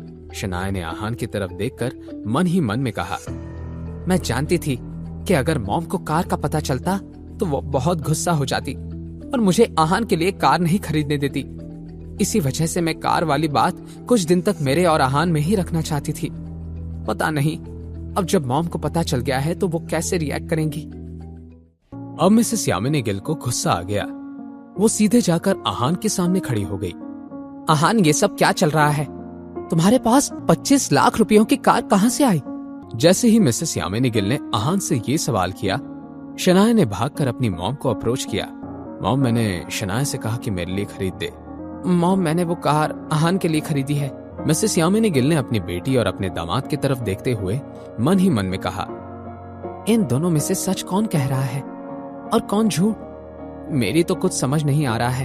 एक मिनट, भले ही आहान या शनाया में से कोई झूठ कह रहा हो, पैसे तो शनाया ने दिए होंगे, मगर उसके पास 25 लाख कहां से आ गए? शनाया, ये पैसे कहां से आए? तुमने 25 लाख कहां से लाए? मॉम, आहान ने ये पैसे खुद कमाए हैं। शनाया, क्या तुम मुझे बेवकूफ समझ रही हो? आहान एक नॉर्मल सी बैंक में काम करता है और महीने के उसे 10 से 15 हजार मिलते हैं। शनाया, सच सच बताओ, क्या तुमने स्प्रिंग कॉर्पोरेशन वाले प्रोजेक्ट से कुछ पैसे निकालकर ये कार खरीदी है? नहीं मॉम, ऐसा कुछ नहीं है। शनाया ने अपनी मॉम की नजरों को देखकर ये बात पहचान ली थी कि वो जरूर आहान के बारे में कुछ गलत सोच रही थी। मॉम, ये पैसे मुझे विकी भाई ने दिए थे। क्या मतलब जो मैंने बात फैमिली ग्रुप पर पढ़ी वो सच थी? क्या सच में उस विकी भाई ने तुम्हें और रूपल को 50 लाख रुपए दिए हैं? शनाया ने जवाब में बिना कुछ कहे बस हाँ में अपना सर हिला दिया। और तुम आहान, क्या तुम्हें समझ में नहीं आता कि हम किन हालात से गुजर रहे हैं? अमीरों के घर में शादी हो जाने से कोई खुद अमीर नहीं हो जाता। मैं तुम्हें एक बात अच्छे से बता दूं, अपनी इन घटिया हरकतों से कभी बाज आ जाओ। मॉम, ऐसा नहीं है। मैंने अपने मन से आहान के लिए वो कार खरीदी है। इस सब में उसका कोई लेना देना नहीं है। चुप करो शनाया, क्या तुम समझ रही हो कि किससे बात कर रही हो? और तुम आहान, मैं नहीं जानती कि तुम क्या करोगे, लेकिन कल के कल वो 25 लाख की कार वापस करके आओ। मुझे मेरे हाथों में पूरे पैसे चाहिए, और अगर ऐसा नहीं हुआ तो मुझे तुम्हें बुरी सजा देनी पड़ेगी। अपनी बात को पूरा करने तक मिसेस यामिनी गिल की आंखें गुस्से से लाल हो गई थी। सीमा बुआ जी ने बीच में बोला, यामिनी भाभी, ये तो आपका आपस का मामला है, अभी तक असल मामला खत्म नहीं हुआ है। आहान को 25 लाख मुझे देने चाहिए। हमारे फैमिली मैटर से आपका क्या लेना देना है सीमा दीदी? आप अपने काम से काम रखिए। भाभी, आप ये क्या कह रही हैं? क्या आपने मेरी बात को सही से नहीं सुना? उसने मेरे बेटे रतन को भी बहुत मारा। रतन बेटा, अपनी यामिनी मामी को दिखा दो, उनके दामाद ने तुम्हें कितना मारा। रतन भी तुरंत खड़ा हो गया और उसने अपना टी शर्ट निकाला। उसके पूरे बदन पर जगह जगह चोट के निशान थे। अब ऐसा भी नहीं था कि वो सारी चोट रतन को आहान की वजह से लगी थी। दोनों माँ बेटे इस मौके का पूरा फायदा उठाना चाहते थे। भाभी, आप ये क्या कह रही हैं? ऐसे मामलों में मुझे मजाक करने की क्या जरूरत है? आपके दामाद ने मेरे बेटे की पिटाई की है और यही सच है। रास्ते पर कई लोगों ने ये देखा था। क्या आप ये कह रही हैं कि मैं झूठी हूँ? मॉम, ये मैंने किया है। अपने दामाद की ये बात सुनकर मिसेस यामिनी गिल हैरान रह गई। आहान की हामी को जानकर सीमा बुआजी की जान में जान आ गई।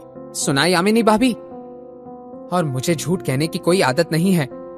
तो फिर मुझे 25 लाख दे दीजिए और इस मामले को रफा दफा कर दीजिए। मॉम, रतन ने शुरुआत की थी। वो मुझे थप्पड़ मारने आ रहा था। आहान ने सब मुझे बचाने के लिए किया है। शनाया को सीमा बुआजी पर गुस्सा आ रहा था, लेकिन मिसेस यामिनी गिल ने शनाया को और सीमा बुआजी को नजरअंदाज कर दिया। तुम्हें हाथ उठाने की क्या जरूरत थी आहान? भाभी, वो नई कार मेरे बेटे को दे दो, और जब शनाया वापस आए तब उससे कहना कि मेरे पास 25 लाख रुपए कैश ले आए। क्योंकि मिसेस यामिनी गिल के पास कोई दूसरा ऑप्शन नहीं था, उन्होंने चुपचाप हामी भर दी।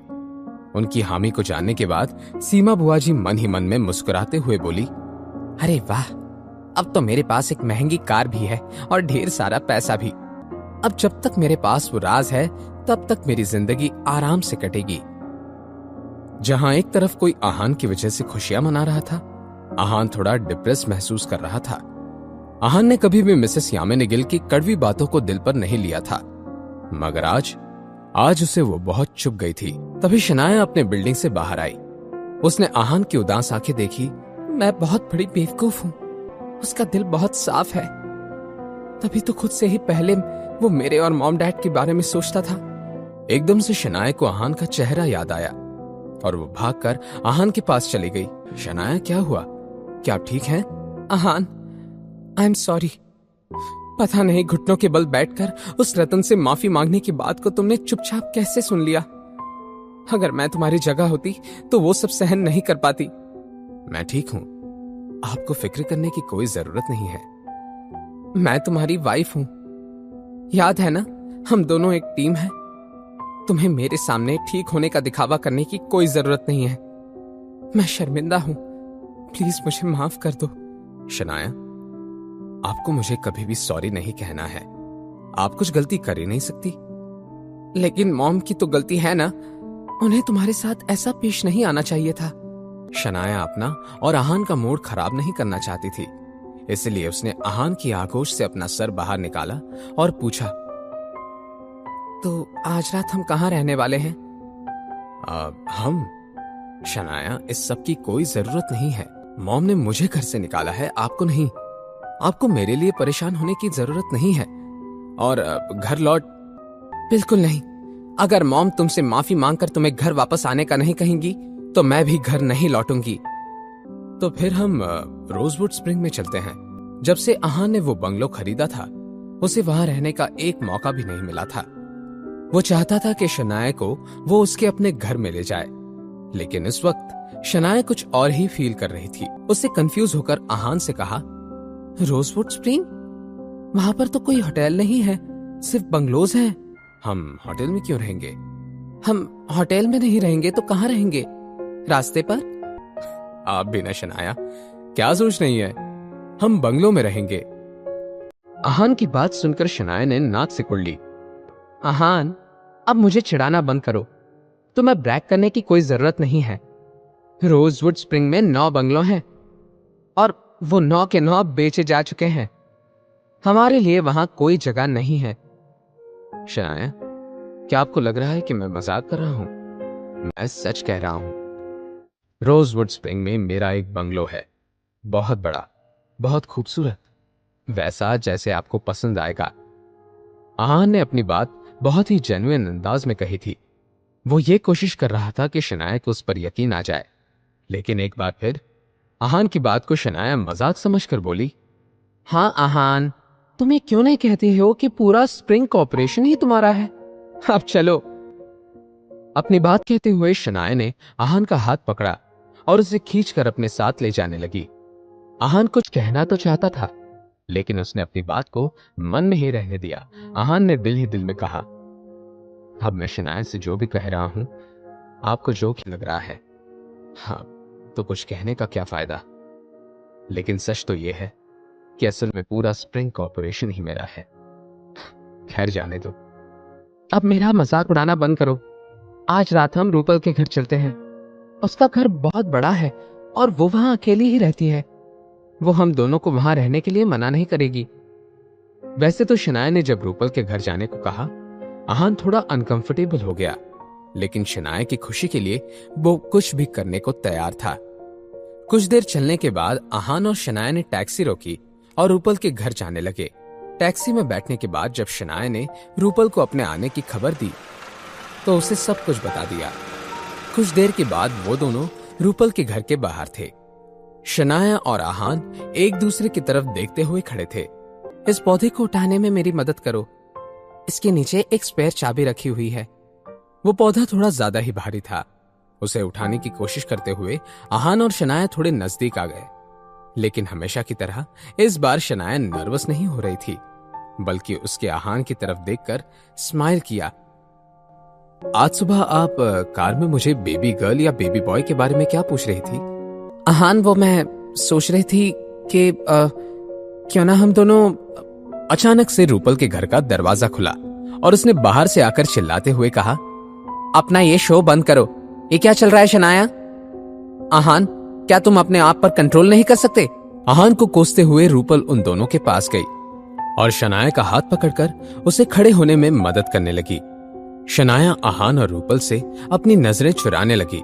रूपल ने अजीब सी नजरों से आहान को देखा और फिर अपनी बेस्ट फ्रेंड से सवाल करते हुए बोली, शनाया, ये सब क्या हो रहा था? रूपल, वो मैं इस प्लांट के नीचे रखी हुई स्पेयर चाबी ढूंढ रही थी। वो प्लांट थोड़ा भारी था तो इसलिए मैंने आहान से हेल्प मांग ली। हम तो बस चाबी ही निकाल रहे थे कि मेरा बैलेंस चला गया और फिर जो तुमने देखा वो। जब रूपल ने शनाया की ये बात सुनी, उसने शक भरी निगाहों से आहान की तरफ देखा और बोली, क्या ऐसा ही है? जी, ऐसा ही है। ये सब एक एक्सीडेंट था, मैंने कुछ भी जानबूझकर नहीं किया है। अगले कुछ दिन तुम्हारी वाइफ मेरे साथ ही रहेगी, तो फिर तुम पहले फ्लोर पर ही रहना, समझ गए? ये सुनकर आहान की बोलती ही बंद हो गई, लेकिन शनाया की तरफ देखकर आहान ने बेमन से अपना सर हिला दिया। रूपल के इंस्ट्रक्शंस तो खत्म होने का नाम ही नहीं ले रहे थे। और हाँ, एक बात अच्छे से याद रखो, मेरे परमिशन के बिना तुम सेकंड फ्लोर पर कदम नहीं रख सकते। ठीक है, परेशान होने की कोई जरूरत नहीं है, मैं ऊपर नहीं आऊंगा। रूपल ने सोचा नहीं था कि आहान इतनी आसानी से मान जाएगा। उसने अपने कंधे को उचकाते हुए कहा, क्या तुम्हारे पास कोई दूसरा ऑप्शन है? चलो शनाया। आहान को अभी से यहां आने के अपने फैसले पर पछतावा हो रहा था, लेकिन कहते हैं ना, जो बीवी से करे प्यार वो कैसे करे इनकार। आहान भी घर के अंदर चला गया। आहान ने सोचा कि शॉवर लेकर थोड़ा आराम करना चाहिए।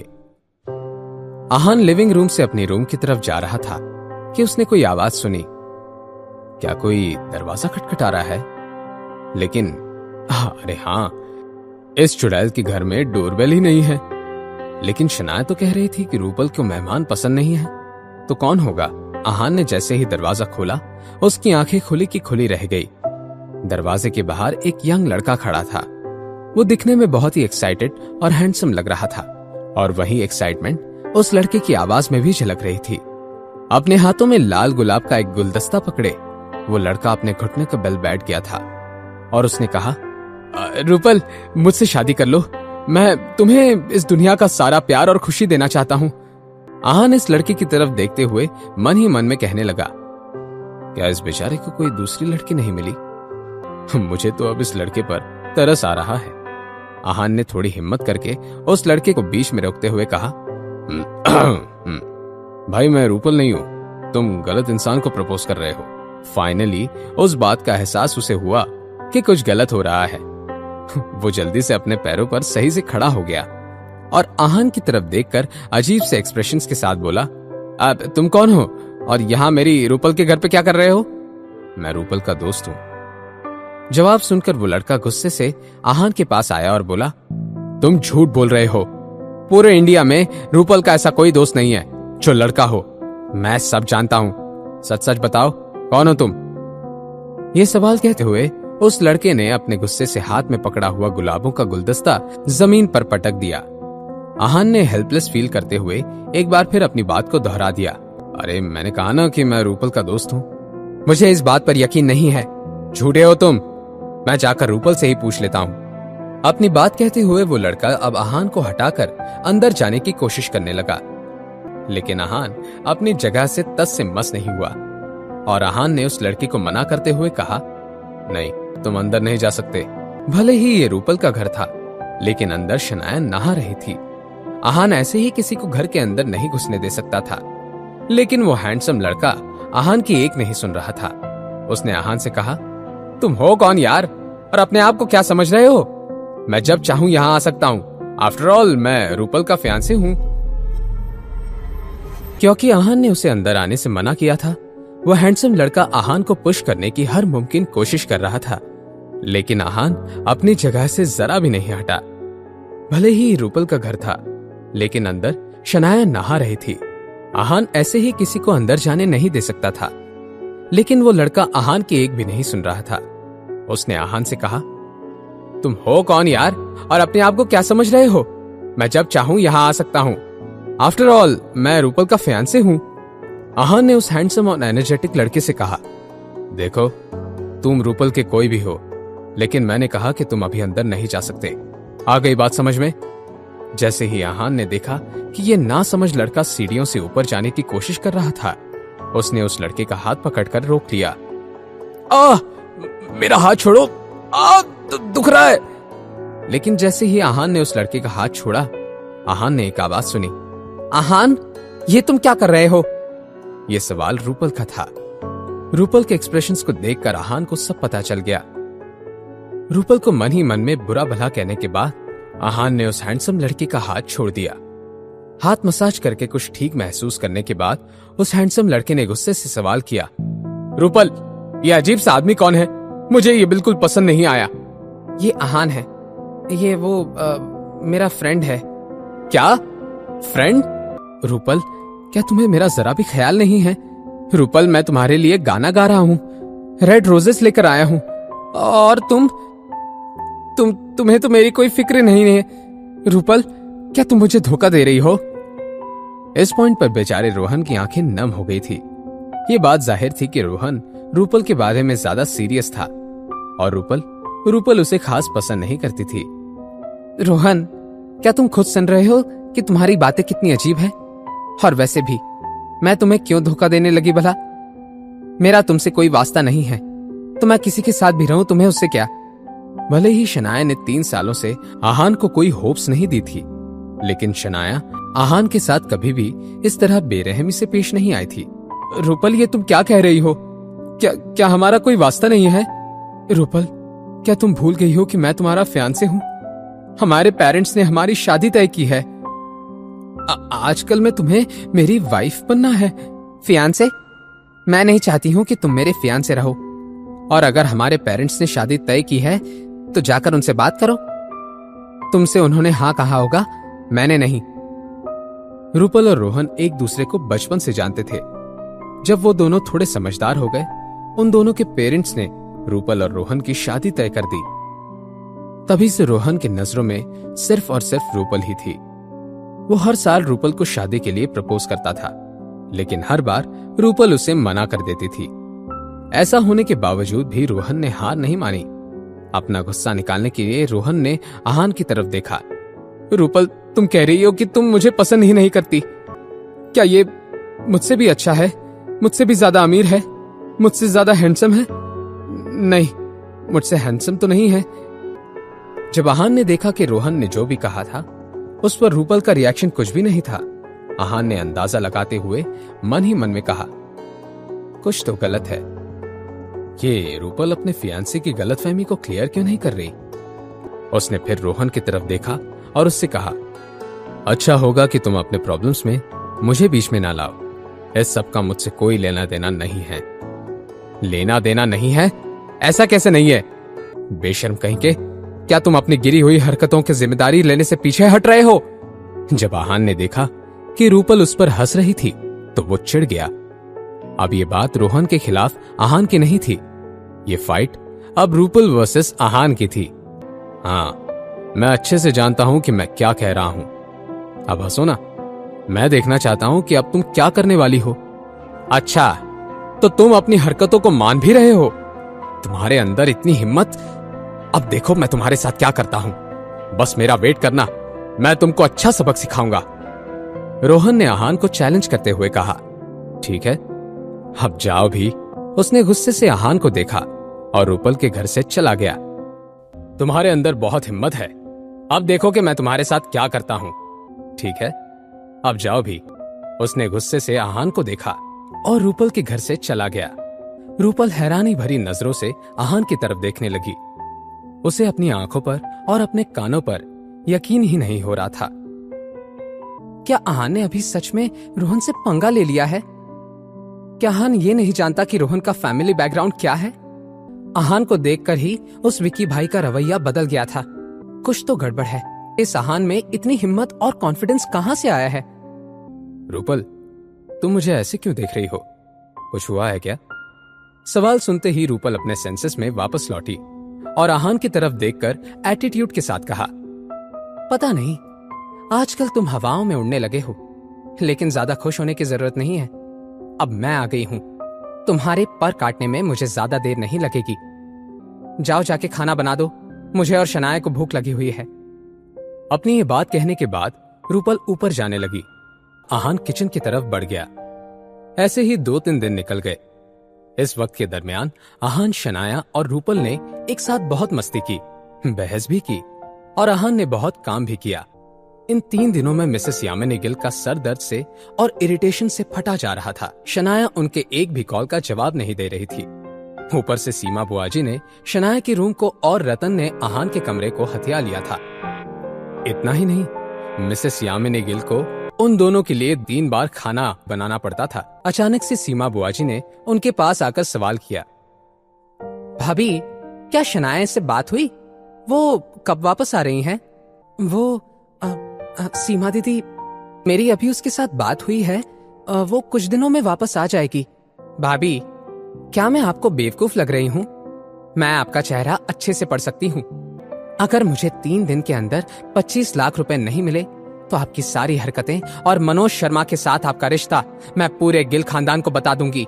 ये सुनकर मिसेस यामिनी गिल का चेहरा ही सफेद पड़ गया। भाभी, वैसे पहले तो आप जो भी कहती थी शनाया वैसा ही करती थी, लेकिन देखिए क्या दिन आ गया है। आहान के लिए शनाया ने आपको, अपनी माँ को छोड़ दिया है। मिसेस यामिनी गिल को बहुत गुस्सा आ रहा था।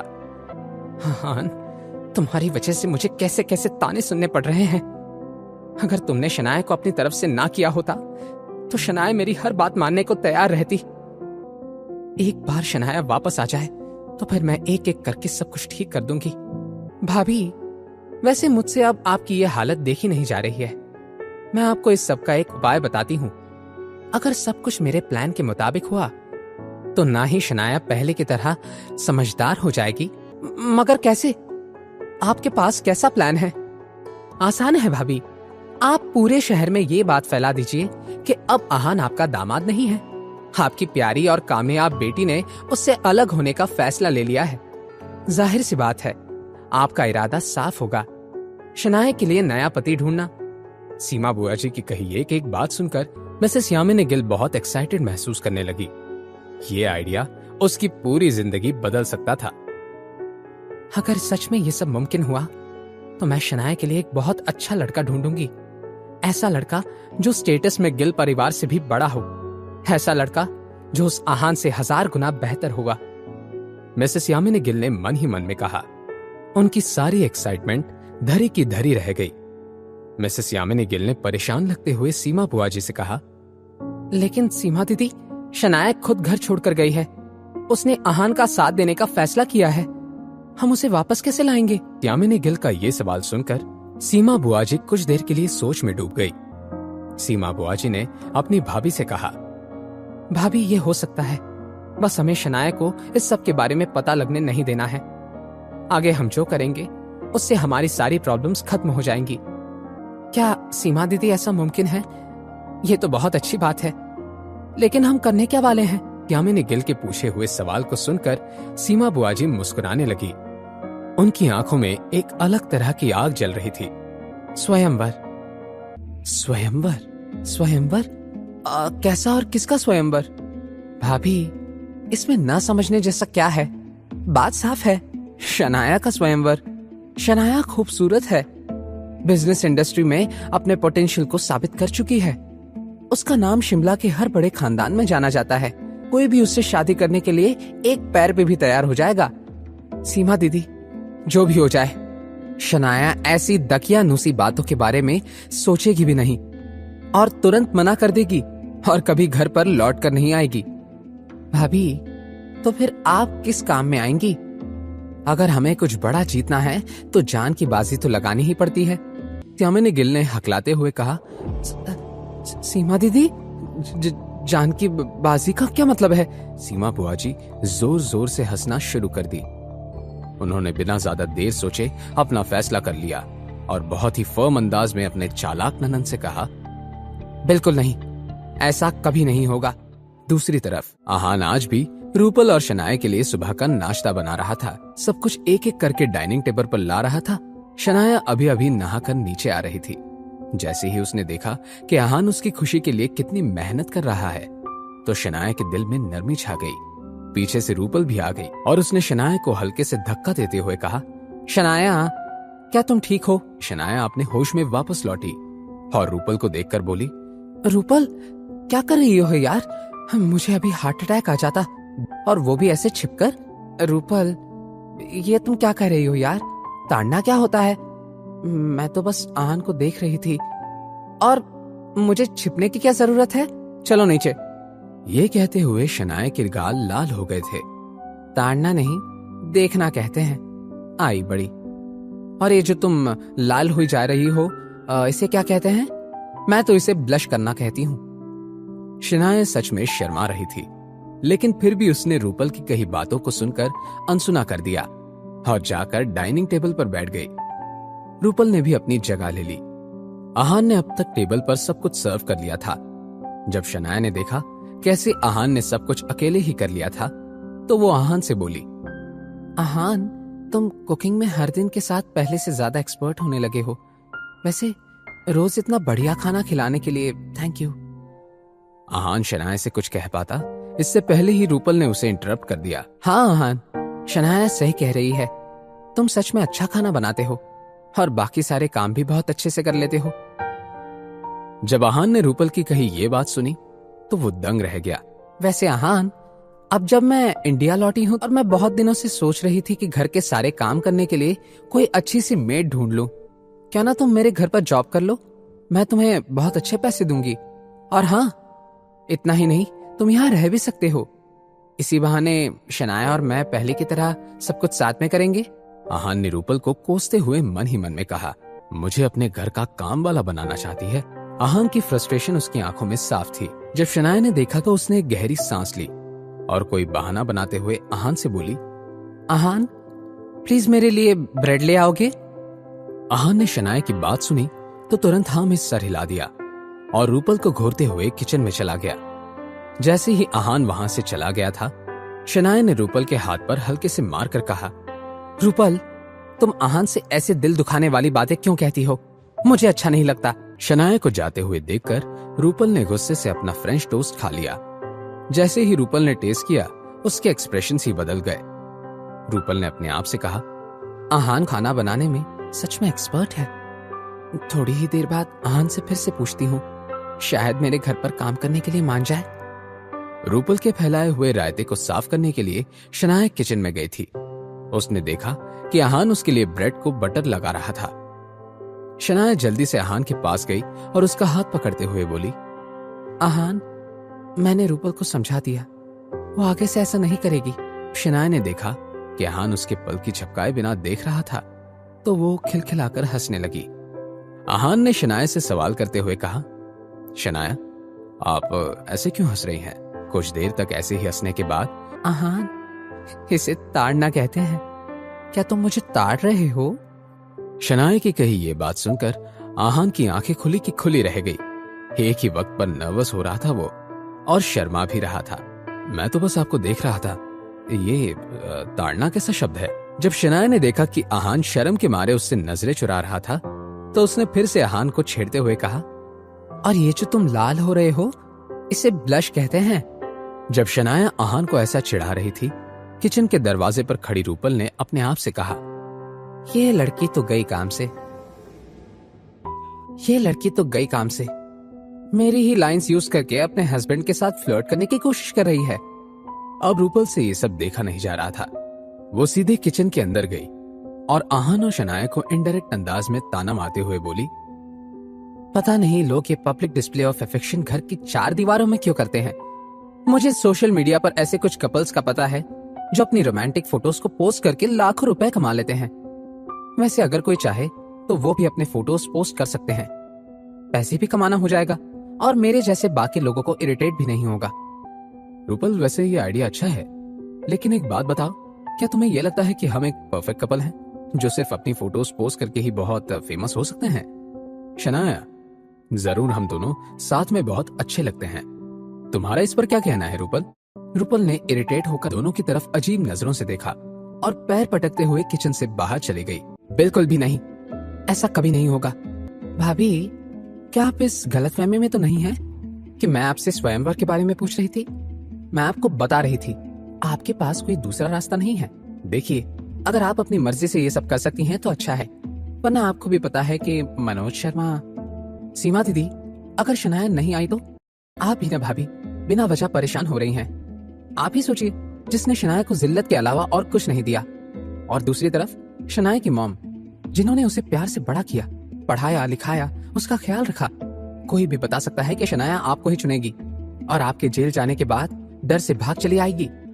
एक गहरी सांस लेने के बाद मिसेस यामिनी गिल ने अपनी ननद की तरफ देखकर कॉन्फिडेंस के साथ कहा, सीमा दीदी, मैं ये जान की बाजी लगाने के लिए तैयार हूँ।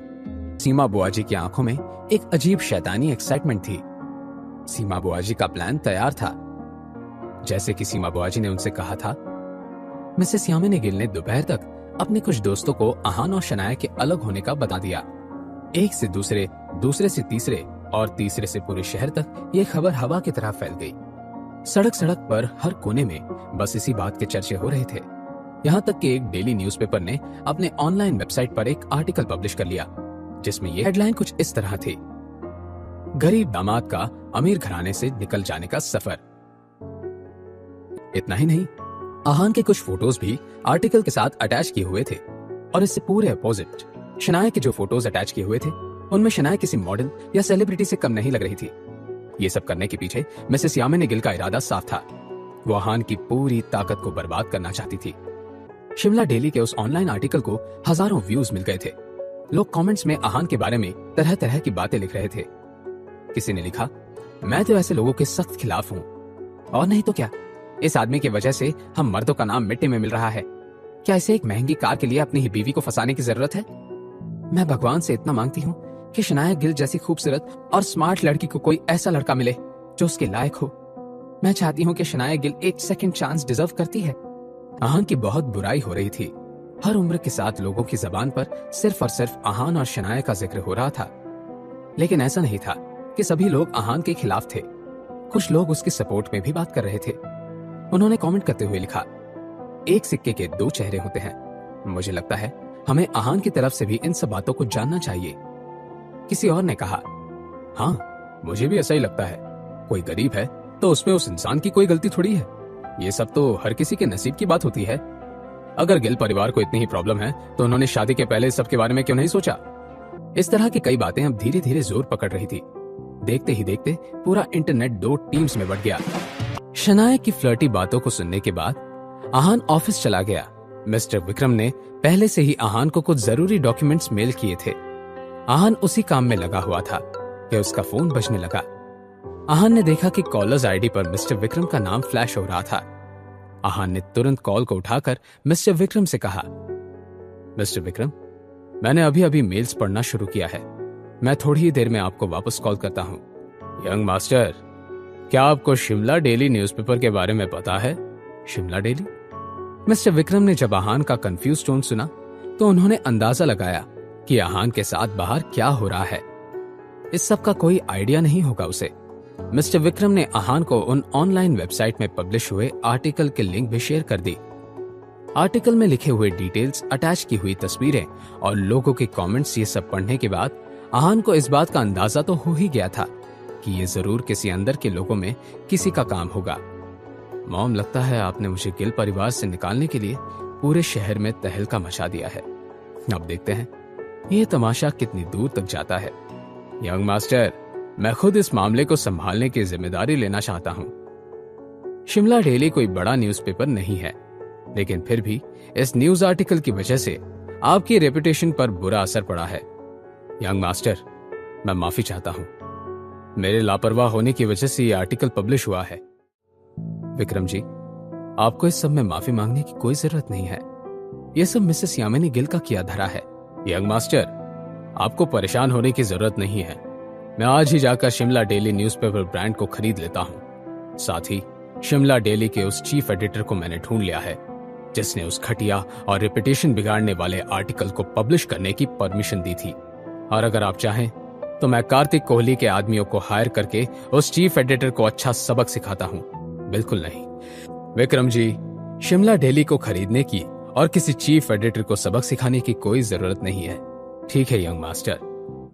विक्रम जी, स्प्रिंग कॉर्पोरेशन का काम कैसा चल रहा है? क्या अब तक रिसोर्ट बनने का काम शुरू हो गया? यंग मास्टर, रिसोर्ट का कंस्ट्रक्शन तो शुरू हो गया है, लेकिन हमें अभी भी कुछ टेक्निकल इश्यूज सामने आ रहे हैं। हमारे आर्किटेक्ट्स के साथ बात करने के बाद हम इस नतीजे पर पहुंचे थे कि हमें कुछ इंटरनेशनल एक्सपर्ट्स को हायर करना पड़ेगा। मेरा ऐसा अंदाजा है कि अगले कुछ दिनों में टेक्निकल इश्यूज सॉल्व हो जाएंगे। विक्रम जी, अगर स्प्रिंग कॉर्पोरेशन से रिगार्डिंग कोई भी डिसीजन लेना है तो आप पहले मुझे उस बारे में रिपोर्ट करिएगा। मैं इस प्रोजेक्ट में कोई गड़बड़ होने नहीं देना चाहता। मिस्टर विक्रम को आहान की बातों के बारे में कुछ अजीब नहीं लगा और उन्होंने नॉर्मली हामी भर दी। उसी वक्त शिमला की एक जानी मानी एप्पल वाइनरी में रोहन हाथ में टीवी का रिमोट लेकर बैठा हुआ था। उसके पीछे एक लड़की खड़ी थी। वो लड़की रोहन की नई सेक्रेटरी थी। मुझे लगा कि इस जॉब के लिए मुझे बड़ी मेहनत करनी पड़ेगी, लेकिन ऐसा बिल्कुल नहीं है। लगता है मेरा गुड लक ज्यादा ही अच्छा है। सच तो ये था कि जब रोहन ने उस लड़की को देखा, उसे एकदम से रूपल की याद आ गई, क्योंकि ये नई लड़की कुछ कुछ रूपल के जैसी ही दिखती थी। इसलिए रोहन ने उसका नाम भी पूछे बिना उसे नौकरी दे दी थी। बहुत देर तक कार्टून्स देखकर हंसने के बाद रोहन ने ऑर्डर फैलाते हुए कहा, मेरे लिए एक ग्लास फ्रूट जूस लेकर आओ। उसने तुरंत अपने हैंडसम बॉस की बात पर हामी भर दी और कैंटीन में जाकर एक ग्लास ताजा फ्रूट जूस लेकर आ गई।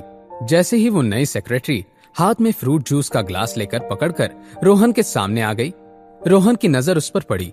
रोहन को अब रूपल का चेहरा देखकर बहुत बुरा लगता था, लेकिन प्रॉब्लम ये नहीं थी। प्रॉब्लम तो ये थी कि उस दिन के बाद जब भी रोहन रूपल के बारे में सोचता था, उसे आहान याद आ जाता था। वो ढीठ आहान जिसने रोहन के मुंह पर उसकी बेइज्जती की थी। उसकी आंखें गुस्से से लाल हो गई थी। रोहन ने अपनी नई सेक्रेटरी की तरफ गुस्से से देखा और उसके हाथ से जूस का ग्लास लेकर जमीन पर पटक दिया। ये देखकर वो नई सेक्रेटरी घबरा गई। सर, क्या मुझसे कोई गलती हो गई है? प्लीज मुझे माफ कर दीजिए। निकलो यहां से, मुझे तुम्हें नहीं देखना। जाओ जाओ। उस नए सेक्रेटरी ने जब अजीब तरह से रोहन को देखा तो वो वहां से भाग गई। उसके जाने के तुरंत बाद फिर से उस रूम का दरवाजा खुला। मैंने कहा न जाओ, तुम्हें सुनाई नहीं देता? लेकिन पीछे मुड़कर देखने के बाद रोहन का गुस्सा धरा का धरा ही रह गया। जो आदमी वहां खड़ा था वो रोहन के लिए काम करने वाले मैनेजर की तरह था। रोहन सर, ये आहान से रिलेटेड है। जैसे ही रोहन ने आहान का नाम सुना, वो एंग्जियस हो गया। आहान, क्या बात है, जल्दी से बताओ। रोहन की बात सुनकर उसके मैनेजर ने उसे एक इनविटेशन लेटर पकड़ा दिया। उस इनविटेशन लेटर को देखकर रोहन बेसब्र होने लगा। रोहन ने जैसे ही इनविटेशन को खोला, वो कंफ्यूज लगने लगा। क्या स्वयंवर? शनाया गिल का स्वयंवर? कोई उस जमाने में स्वयंवर जैसी आइडिया को कैसे ले सकता है? तुम तो कह रहे थे कि ये आहान से रिलेटेड है। गिल परिवार और शनाया गिल का आहान से क्या लेना देना है? रोहन के मैनेजर ने फिर अपने टैब में कुछ क्लिक किया और शिमला डेली का वो मोस्ट व्यूड आर्टिकल अपने बॉस को दिखा दिया। इस सब के बारे में जानने के बाद रोहन की आंखें खुली की खुली रह गई। यहाँ तो बड़ी पहुंची हुई चीज निकला। क्या सच में इसकी शादी शनाया गिल जैसी सक्सेसफुल और खूबसूरत लड़की के साथ हुई है? और ऐसा होने के बावजूद भी वो मेरी रूपल के साथ है? तुम्हारा सारा टशन और घमंड तो तुम्हारे ससुराल वालों ने चूर चूर ही कर दिया, और अब तुम्हारी बची कुची हवा मैं निकालता हूँ। जैसे कि सीमा बुआ जी ने उन्हें करने के लिए कहा था, मिसेस यामिनी गिल ने अपने बचे कुचे सेविंग्स को इस्तेमाल करके 21वीं सदी का पहला हाई क्लास और लैविश स्वयंवर ऑर्गेनाइज किया था। ये स्वयंवर प्राइड रेस्टोरेंट में अरेंज किया गया था। उन सब के ऊपर के हॉल में सीमा बुआजी और रतन सब देख रहे थे। जब उन्होंने देखा कि शिमला शहर के एक से बढ़कर एक बड़े बड़े लोग यहाँ मौजूद हैं, तो दोनों के दोनों माँ बेटे की खुशी फूली नहीं समा रही थी। रतन, क्या तुम वहां भी देख रहे हो जो मुझे दिख रहा है? हाँ माँ, ये सब आपके आइडिया का काम है। वैसे रतन, भले ही मैंने ही यामिनी भाभी को यह आइडिया दिया हुआ था, लेकिन मैं खुद इस सब के बारे में सोच भी नहीं रही थी। सच में शनाया एक बहुत ही बड़ा नाम लगता है। जितने अमीर लोग यहाँ पर आए हुए हैं, मुझे एक बात तो पक्का पता है, जल्द ही हम दोनों बहुत अमीर होने वाले हैं। उन दोनों के पास खड़ी मिसेस यामिनी गिल को सारा तमाशा देखकर अजीब सा लग रहा था। निचले फ्लोर पर बढ़ रही इस भीड़ को देखकर मिसेस यामिनी गिल पैनिक करने लगी। हे भगवान, ये सब क्या हो रहा है? क्या अब ये बात कल अखबार में छपने वाली है? पहले ही मैंने बात पूरे गिल परिवार से छिपाने की बहुत कोशिश की है। अब पापा जी को पता चला कि शेखर और उनके पीठ पीछे मैं ये सब कर रही हूँ, तो सच में मुझ पर बड़ी शामत आ जाएगी। क्या बुरी किस्मत पाई है मैंने और शनाया ने। यहाँ पर इस सब के बारे में सोच सोचकर मेरी जान निकल रही है, और यहाँ सीमा दीदी और इनका ये लड़का मेरी बेटी की बर्बादी को सोचकर खुशियां मना रहे हैं। अगर ये सीमा दीदी मेरे बीते दिनों की बातों के बारे में जानकारी न रखती, तो मैं इनको और इनके बेटे के लालच को अपनी शनाया के फ्यूचर के साथ खेलने न देती। कुछ देर तक ऊपर से इस नजारे को देखने के बाद सीमा बुआजी ने कुछ सोचा। रतन, तुमने इन सब को देख लिया है। अपने दोस्तों के साथ जाकर इस बात का पता लगाओ कि इन सब में से पहले 3 सबसे अमीर लोग कौन हैं। हमें सोच समझकर फैसला लेना होगा। अपनी माँ की कही ये बात को सुनते हुए रतन वहां से तुरंत नीचे चला गया। जब यामिनी गिल ने अपनी चालाक और लालची ननंद की कही ये बात सुनी, उन्हें गुस्सा आ गया, क्योंकि नीचे खड़े रईस लोगों में लड़के तो गिने चुने ही नजर आ रहे थे, बाकी सब तो मिडिल एज के आदमी थे। कुछ देर बाद मिसेस यामिनी गिल और सीमा बुआजी नीचे उतरे। भाभी, जरा स्माइल करिए ना, आपकी बेटी की शादी की बात होने जा रही है। हम दोनों किसी के जनाजे पर नहीं जा रहे, हंसिए जरा। मिसेस यामिनी गिल ने जब सीमा बुआजी की कही ये बात सुनी, तो हामी भरते हुए एक झूठी मुस्कान के साथ स्माइल करने लगी। जैसे ही वो दोनों जाकर सबके सामने वाले टेबल पर बैठी, सभी उनकी तरफ देखने लगे। स्वागत है आप सबका। आप सब जानते हैं कि हमने यहाँ पर आपको क्यों इनवाइट किया है, और आप सब यहाँ आए हैं ये देखकर हमें बहुत खुशी हो रही है। तो वक्त गवाए बिना हम आप सबको जानना चाहेंगे। क्यों ना आप सब एक एक करके अपने बारे में बताएं। सीमा बुआजी की बात जैसे ही खत्म हुई, किसी मिडिल एज आदमी ने उनसे कहा, मिसेस गिल, आपकी बेटी मिस शनाया यहाँ पर क्यों नहीं आई? हम उन्हें देखना चाहते हैं। अब मिसेस यामिनी गिल क्या कहेंगी? मिसेस गिल, आपकी बेटी मिस शनाया यहाँ पर क्यों नहीं आई है? हम उन्हें देखना चाहते हैं। जैसे ही सीमा बुआजी और मिसेस यामिनी गिल ने यह सवाल सुना, वो एक दूसरे की तरफ देखने लगे। सीमा दीदी, अब आप ही इस आदमी को चुप कराने के लिए कोई बहाना बना दीजिए, मेरा तो सर घूम रहा है। सीमा बुआजी को झूठ बोलने में और बहाना बनाकर अपना काम निकलवाने में महारत हासिल थी। उन्होंने फिर अपने आदमी की तरफ देखा जिसने यह सवाल किया था। उस आदमी का नाम अशोक बेदी था। अशोक बेदी को शिमला के डायमंड किंग के नाम से जाना जाता था। मिस्टर बेदी, हमारी शनाया ऐसे मौके पर बहुत शर्मा जाती है। आज उसने कहा कि वो अकेले बैठकर इस पूरे फंक्शन को देखना चाहती है। वो जिससे भी शादी करने के लिए मान जाएगी, वो रोज शनाया को देख सकता है। मिसेस गिल, मेरे सुनने में तो ये बात आई है कि मिस शनाया घर छोड़कर जा चुकी है। आप दोनों के बीच एक बहुत ही सीरियस झगड़ा हुआ था। वो इतनी नाराज थी कि उन्होंने तो गुस्से में आकर आपसे रिश्ता तोड़ दिया। अब सारे मेहमान इनसिक्योर होने लगे। उन्होंने एक एक करके सीमा बुआजी और यामिनी गिल से सवाल करना शुरू किया। अगर मिस शनाया ने आने से मना कर दिया तो? कहीं स्वयंवर की वजह से हम सब किसी मुसीबत में तो नहीं फंस जाएंगे? साफ साफ कहिए मिसेस गिल, एटलीस्ट क्या मिस शनाया को इस स्वयंवर के बारे में पता भी है? सभी के एक्सप्रेशंस को देखकर इस बात का अंदाजा लगाना मुश्किल नहीं था कि उन सभी को अशोक बेदी की बात पर यकीन हो गया था। सीमा बुआजी ये देखकर पैनिक करने लगी कि मिसेस यामिनी गिल का रिएक्शन तो ऐसा था कि वो ये सबसे कह रही थी कि सच में शनाया अब आहान के साथ रह रही थी। सीमा दीदी, क्या सबको सच पता चल गया है? अब क्या होगा? हाँ भाभी, सबको सच पता चल गया है। सभी जान चुके हैं कि शनाया घर छोड़कर अपनी दोस्त के यहाँ रहने चली गई है।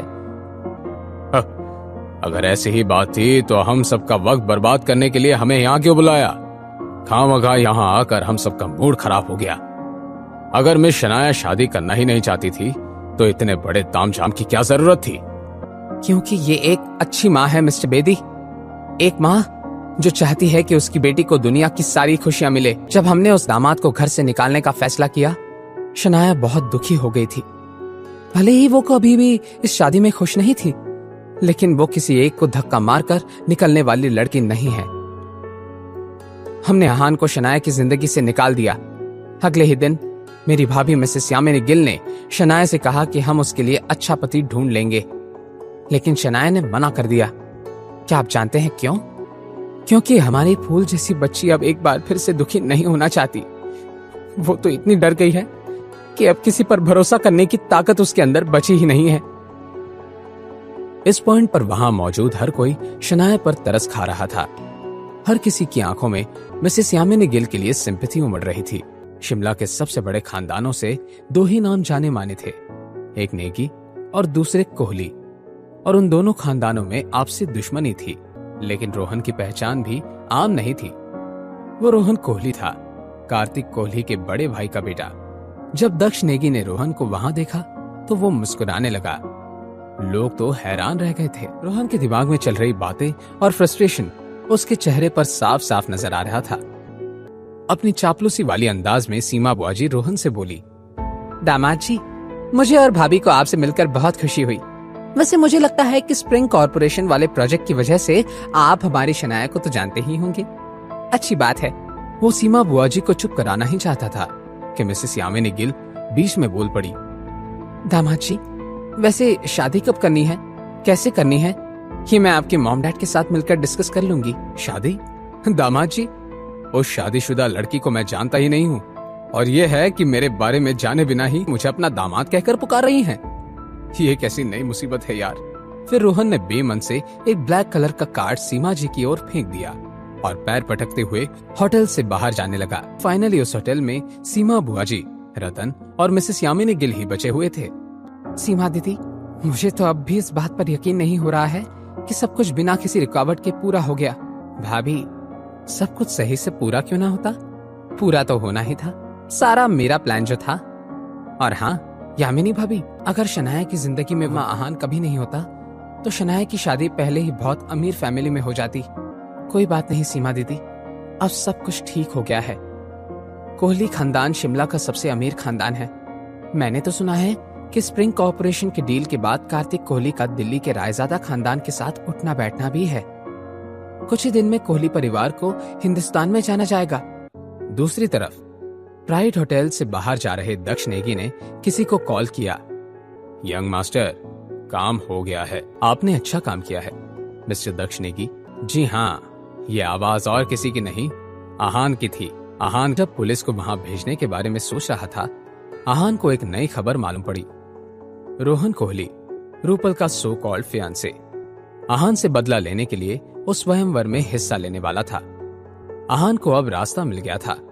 मिस्टर विक्रम ने आहान को इस बात का अंदाजा पहले ही दे दिया था कि कोहली खानदान के साथ हाथ मिलाने की वजह से उनके दुश्मन नेगी खानदान भी आहान से दोस्ती करना चाहते थे, और आहान ने इस सिचुएशन का फायदा उठाकर दक्ष नेगी को वहां भेज दिया और अपना काम सही से करा लिया। Thank you so much. Young master, आपको मुझे थैंक यू कहने की कोई जरूरत नहीं है। वैसे मुझे आपको कुछ बताना है। मुझे वो सीमा गिल के बारे में कुछ पता चल गया है। मैंने इस बात का पता लगा लिया है कि वो मिसेस यामिनी गिल को किस बात को लेकर ब्लैकमेल कर रही है। दक्ष नेगी की ऐसी कौन सी सच्चाई का पता लग गया था? अब आहान आगे क्या करने वाला था? शनाया का रिएक्शन कैसा होगा जब उसे पता चलेगा कि मिसेस यामिनी गिल और सीमा बुआजी ने मिलकर उसके साथ क्या किया है? जानने के लिए देखिए अगला एपिसोड सिर्फ पॉकेट एफएम के YouTube चैनल पर, और सीक्रेट अमीरजादा के सारे एपिसोड्स को सुनने के लिए डिस्क्रिप्शन में दी हुई लिंक से डाउनलोड कीजिए पॉकेट एफएम ऐप।